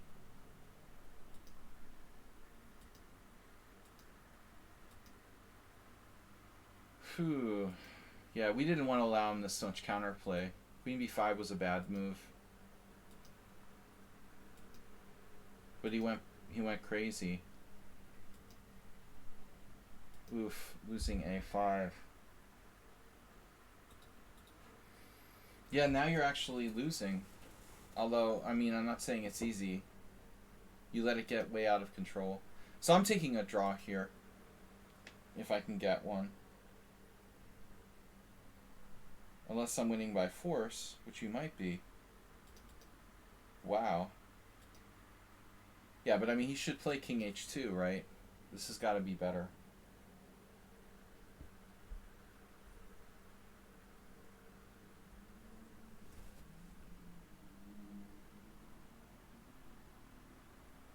Okay, it's a mess. I don't know what's happening. Your knight on f8 is not a big deal, though. I'm not sure that black's winning. Peter says you are. Queen f4 check, king g1, queen takes d4. Wow, that's surprising. I mean, you're not up any material. That's amazing. And you've got a knight on f8. It speaks to the power of the queen and the knight. The second knight can come in, like here, to e5. It just takes white too long to get his queenside going. Surprising.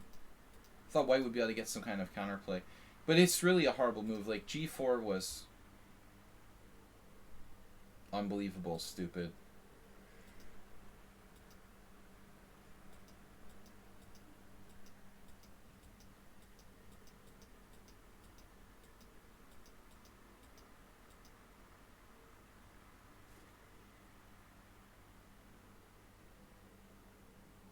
Yeah, how is he surviving here? King G2, wow.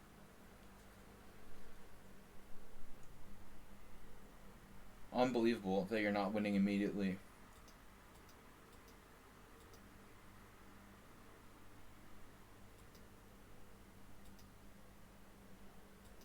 Yeah, you have 91. 91 check. He plays King E2. Still not so simple. Wow. That. So he's got to play Queen D2. That is a nice move. And now here, only move. Oh my god. That's beautiful. So this is worth it. Like, we got to this point, and we didn't know if black was winning, but he finds this knight c2 check, king d3, queen d1 check. And it's so cool because the point is here, you know. For those of you who didn't see, he can't play king c3 because of queen e1. The whole game was worth it, really, to get to this cool combination at the end. Queen d2, knight e1 check. And the same thing, what if this, though? Oh, are you kidding me? He had a way out. He had king c3.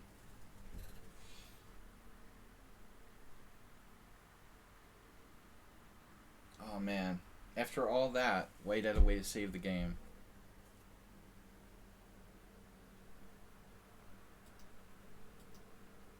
Unbelievable. So he played this way, and now he's screwed because of d4. Ouch. So seriously, is White saving the game after king c3? Ooh. He's not. Why? Wow. d4 check. Queen takes d4. Queen c1 check. Holy shit. And then you fork him anyway with knight c2. That's crazy. Wow. I didn't see it. So that whole combination just wins by force at the end. Very nice. Alright guys, we got to go through these last games quickly. ST33 versus Everyone Sucks But Me. Later subscribers are entitled to shorter analysis. That is a beautiful combo. So ST33 playing a classical King's Indian. Say what? Dude, that's say what variation. That's crazy. I give you credit for an innovation of massive magnitude. You know, famously, Korchnoi played bishop e2, e5, castles, knight c6, d5, knight e7, and a4. I mean, I'm not sure that Korchnoi actually was the first one to play this, but the idea of playing a4, which looks like a mistake, but isn't necessarily attributed to Korchnoi. But you're doing it mega early with a4 here. This is a problem. Yeah, the guy is actually smart. Maybe c5 is a better move than a5. I don't know. Maybe not. Probably not.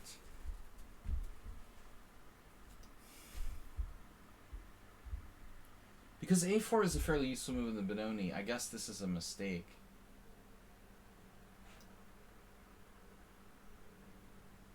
He should have played e5. I mean, a5 is a reactionary move. It's okay. I guess e5 was better.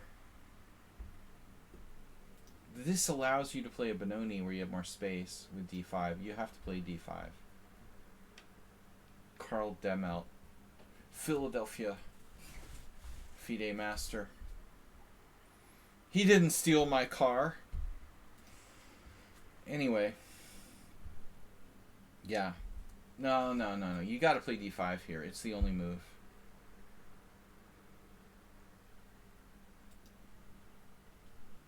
This is a mistake. Sorry, but black has queen a5. Sorry, brah.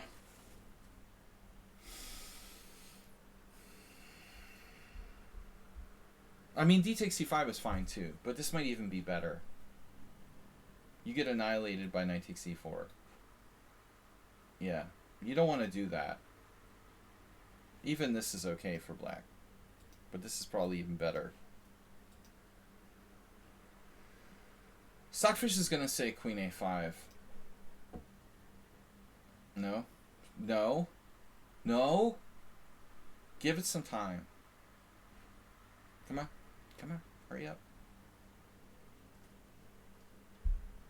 Stockfish just needs a little prodding. You like queen a5. It's a strong move. It actually likes d takes c5 better. Okay. They're both good. They're both good. dc5 was a bad move. Now a4 is a waste of time. This is the move 11. Move 11, bishop.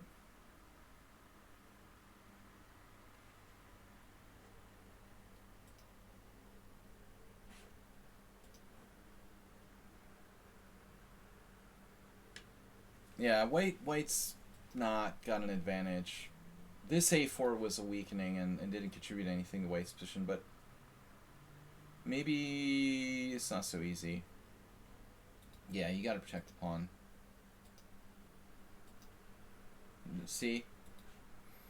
Hello. Now you regret.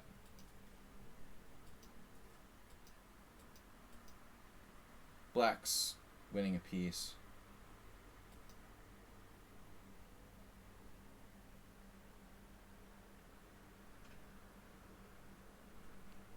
That's a piece, right? This is not one of ST33's better games.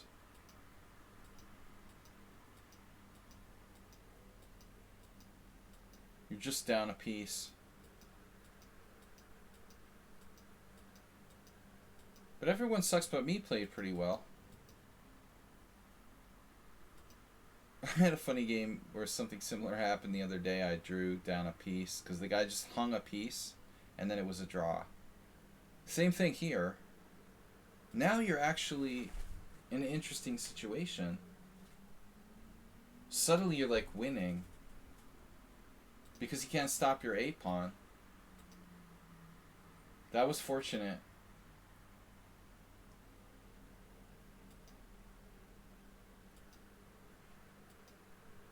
And then like king here and then the blocker with knight b6. Right. Very nice. Nice endgame win. Alright, Morales. We're going to have to save. It's pretty late. So we're going to have to save move 11 till next time. Chapter 11. Move 11 is filing for Chapter 11. I'm sorry. He was too late this week. Alright, we got to go to bed. It's hot. I'm dying of heat stroke. I've got Morales and then Chapter 10.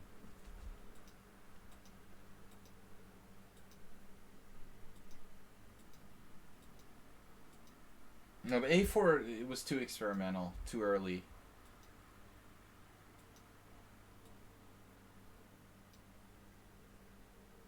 That's funny. I had a very similar game. I don't understand why Morales played bishop takes c6 here. Though it has a good score in the database. It seems weird to make that exchange unprovoked. Why would you make that exchange unprovoked?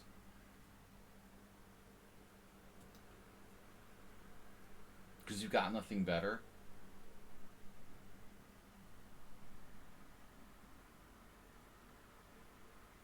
I don't know, man. I still think castle. I can't buy this unprovoked exchange on c6. It's funny. Some people have actually taken with the b pawn. Wow. Mosesi and Becerra. That's extreme. That's an extreme concept, man. Taking with the b pawn.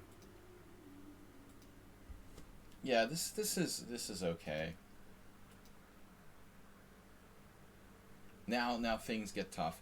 What should black play in this position? Move 11.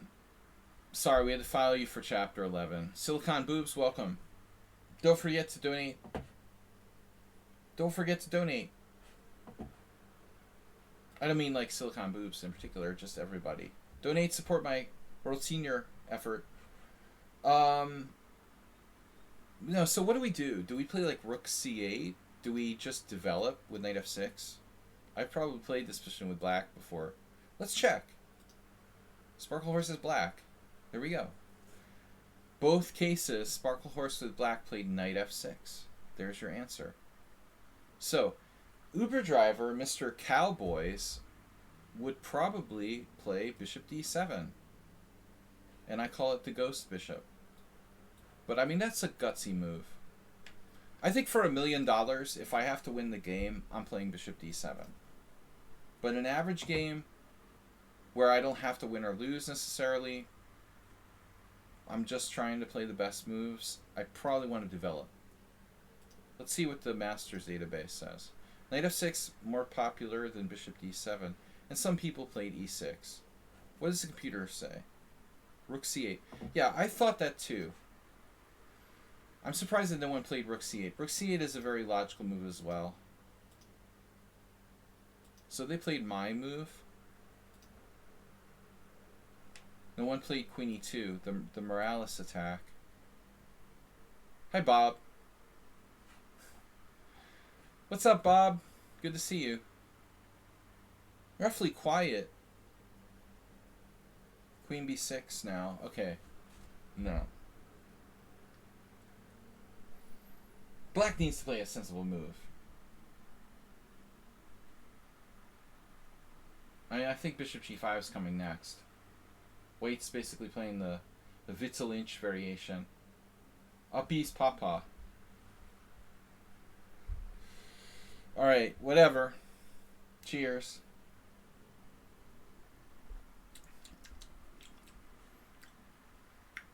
Man, that water tastes weird. It's been sitting around too long. Alright. Sensical. I like it. 1 bit.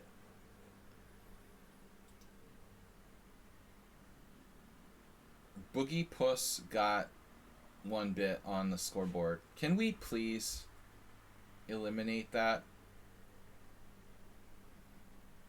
Someone needs to blow these bit donations out of the water. Cookie Puss. Queen E2. Alright. Yeah, I mean, Queen B6 is weird, man. What are you going to do? Castle Queenside? Can we please get on with our Kingside development here for black? I would consider Bishop E7. That's slow as well. It feels like E6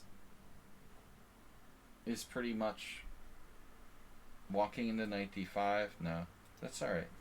You don't have this. I just take with a knight.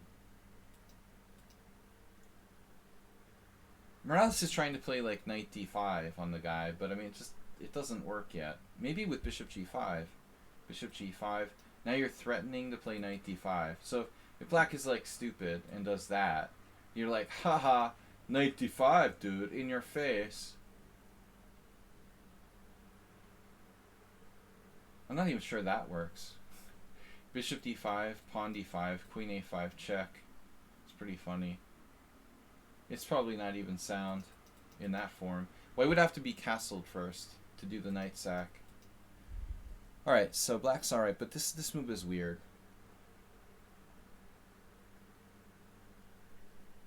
Maybe Morales should try something else. What would Sergei Kudrin play? Even Knight F5 deserves consideration. Like, I'm serious, dude.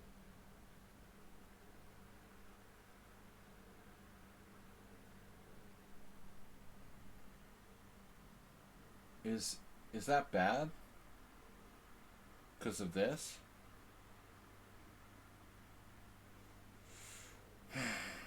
Yeah, maybe. I'm not sure. If only we were, like, castled, it would probably be better. I'm afraid we're, like, losing a pawn here. Maybe not. This is a crazy position. I don't know.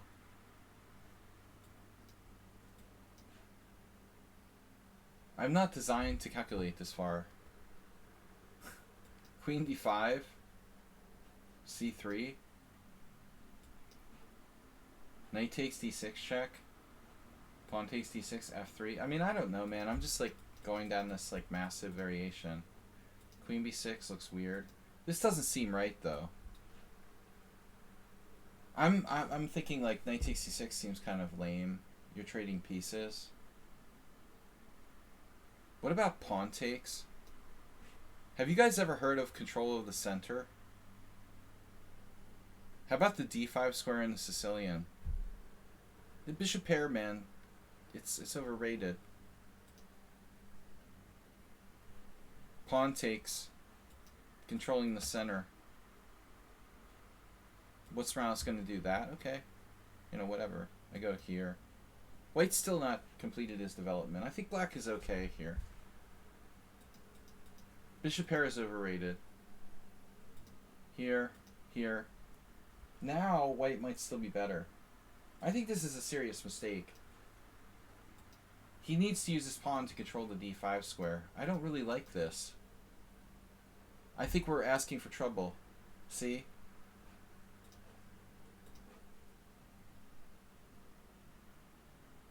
See, Slaggy's experience is the difference between being like worse by one pawn or half a pawn.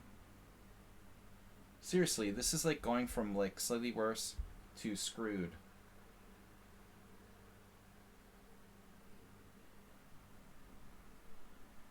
Major mistake. Taking with the queen. Bam. I introduce you to the most important square in the Sicilian, D5. And now Morales is going to get the spectacular knight D5 sack on. If E6, bishop takes F6, pawn takes F6, knight D5. Am I in the ballpark? Not a big deal because black can just play like bishop G7. Then you play this. Alright, then knight F4. I mean, I still think that white has a big advantage. This is very, you know, it's a bad bishop. It's a bad structure. Yeah. But this is a bad sign. If you play that move, you know you're dead.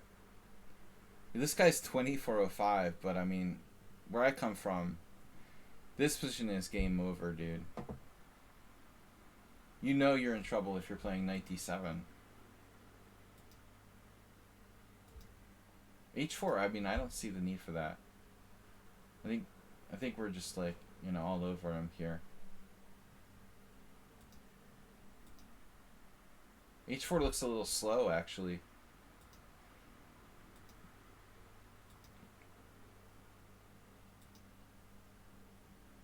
Morales got all like scared, but maybe this was right now. H4 was slow.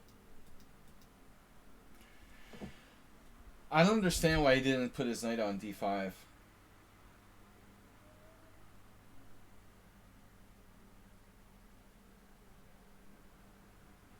My assumption would be that he was afraid of like knight B6 or something, but he's in big trouble, man. And black is just getting implanted. Yeah, it doesn't look okay. I don't think it's really okay. You know, it's not okay. H4 is slow.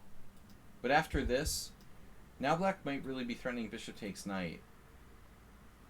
So he had to go there. And now he just has like a slight edge. More than a slight edge still. This is brutal. We're threatening H5. That's not going to save black. Morales is strong. He's played more games against me than any other player on the stream. So I expect him to take out the occasional 2400.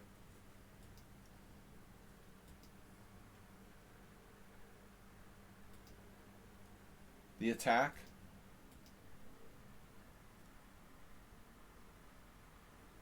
He was kind of gambling here. I'm not sure it was like perfect. It's a blitz game.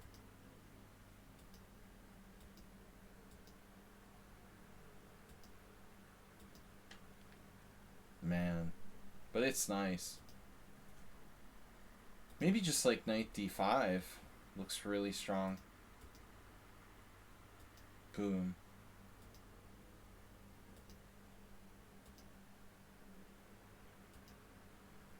Black won by time. Nice game, though. Alright, guys, last game. Chapter 10. It is Chapter 10. This was our last submission. Chapter 11 will be filed for bankruptcy. D5. Alright, Sparkle Horse database turned off.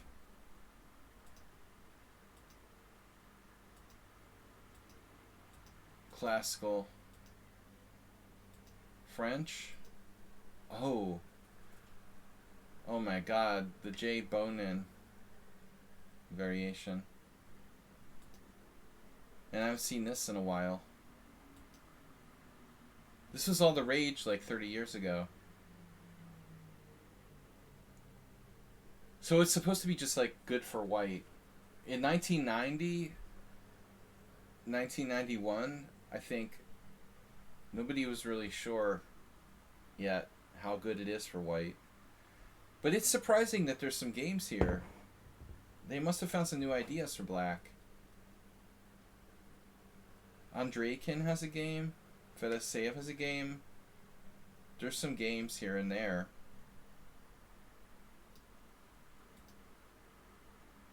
There must be some new ideas. B6. Okay. We found it.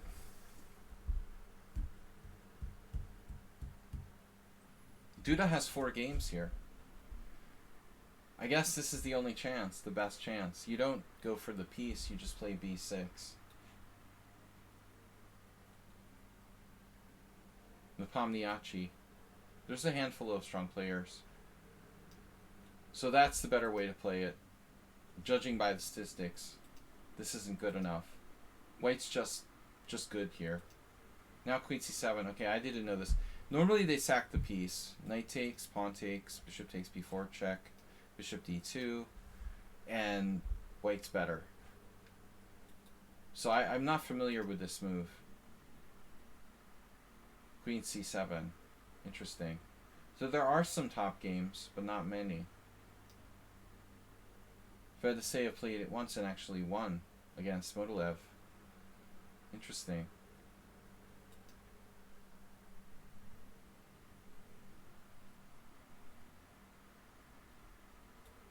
Yeah, so this is a variation. Wow. White has a very good score, though.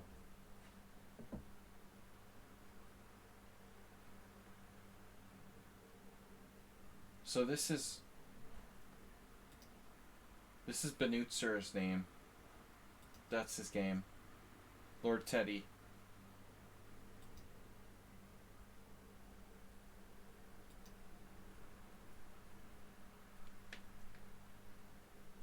White's better. I also, I really don't like playing a6 for black here. See, like most people played knight takes d4. Here. I mean, I feel like I've seen this somewhere. And black plays b6 or something.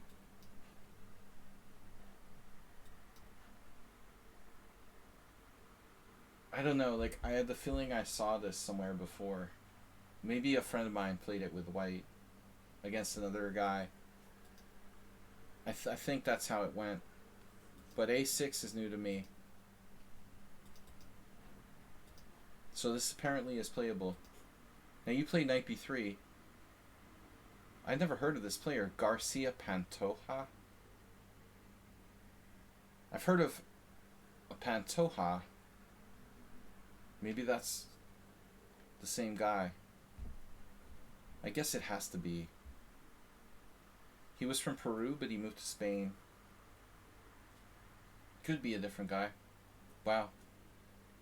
G5, the exact same move played in that game. What's the chances of that? Is this like a correspondence game? 2 hours, 40 moves, yeah.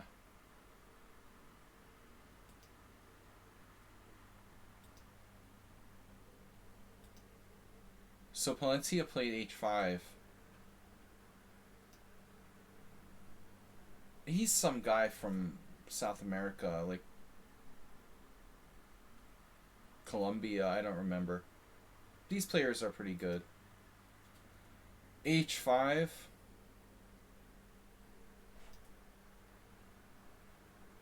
It's hard to believe that black has time for that, you know. I just G5 is one thing. I just don't believe that black has time for H5 here. It's crazy. So a new move has been born. Maybe grabbing the open file, I don't know. Is black threatening B5? Not really. You know, I feel like white's just better here. Of course. Yeah, this is like a correspondence game. This is a crappy square for the knight, but F5 wasn't really good anymore. I feel like black's lost the thread. You're always in C5. You're just better. Maybe we should seriously consider bishop takes.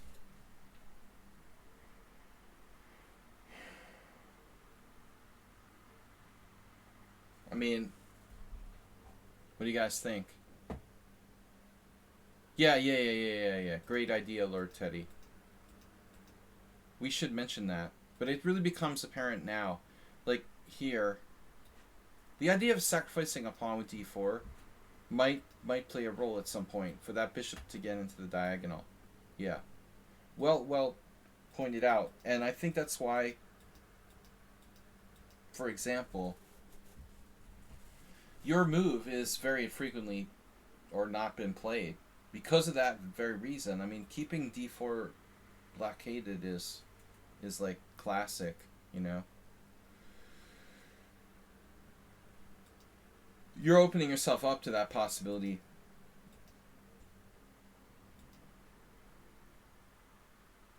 But it doesn't look dangerous right now. If d4, you have knight takes d4. This covers the diagonal as well. But what I want to know is this. But maybe what we're talking about would be like bishop e7. Even not a threat because of bishop e4. So I think bishop takes c5 looks interesting. Trading your bad bishop for good. This is like the most classic French strategic idea in the history of chess. He might be able to get in an a5 on you, but it's probably not a big, like a big deal. And you're better, dude. But where do you put your king? I don't know. White's better, but it's unclear, It's a mess. So he resolutely took that. Interesting. Yeah, this seems familiar to me. And Steinitzian blockade, exactly. So he could have played d4. No, he has to play bishop e7 first and then lock him down. Yeah. Now a4. Now you're all over him. This is a beautiful position. Looks like an engine. Playing white now. Maybe we can build up the pressure more before we cash in here. Let's say. It doesn't look like black has much counterplay, so you don't have to take on a6 right away. You might have something else. But again, I think the big question is like where your king is going. I would be very careful here what I did.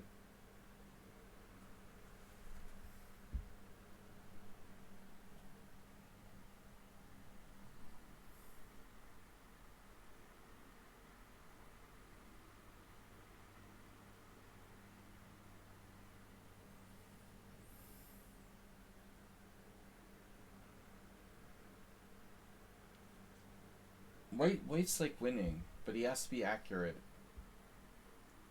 The possibility of playing b5 at some point, to like pry open the file could be devastating.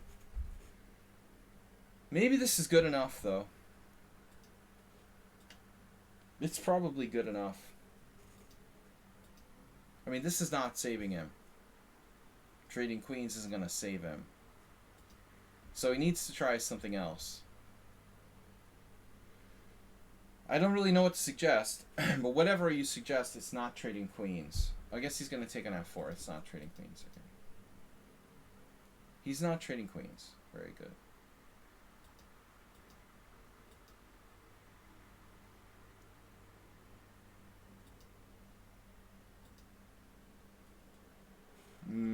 This is tough, dude. Very tough for black.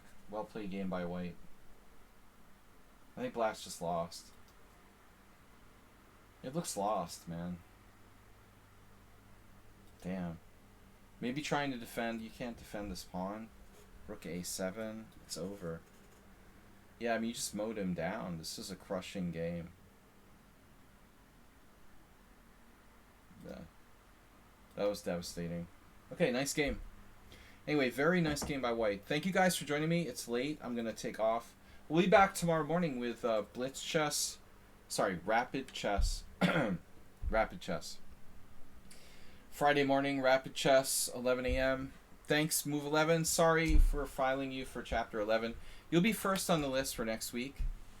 We'll just like file your games first the week earlier from now on. But it's super hot. I gotta get some food and I'm hungry. I'm hangry.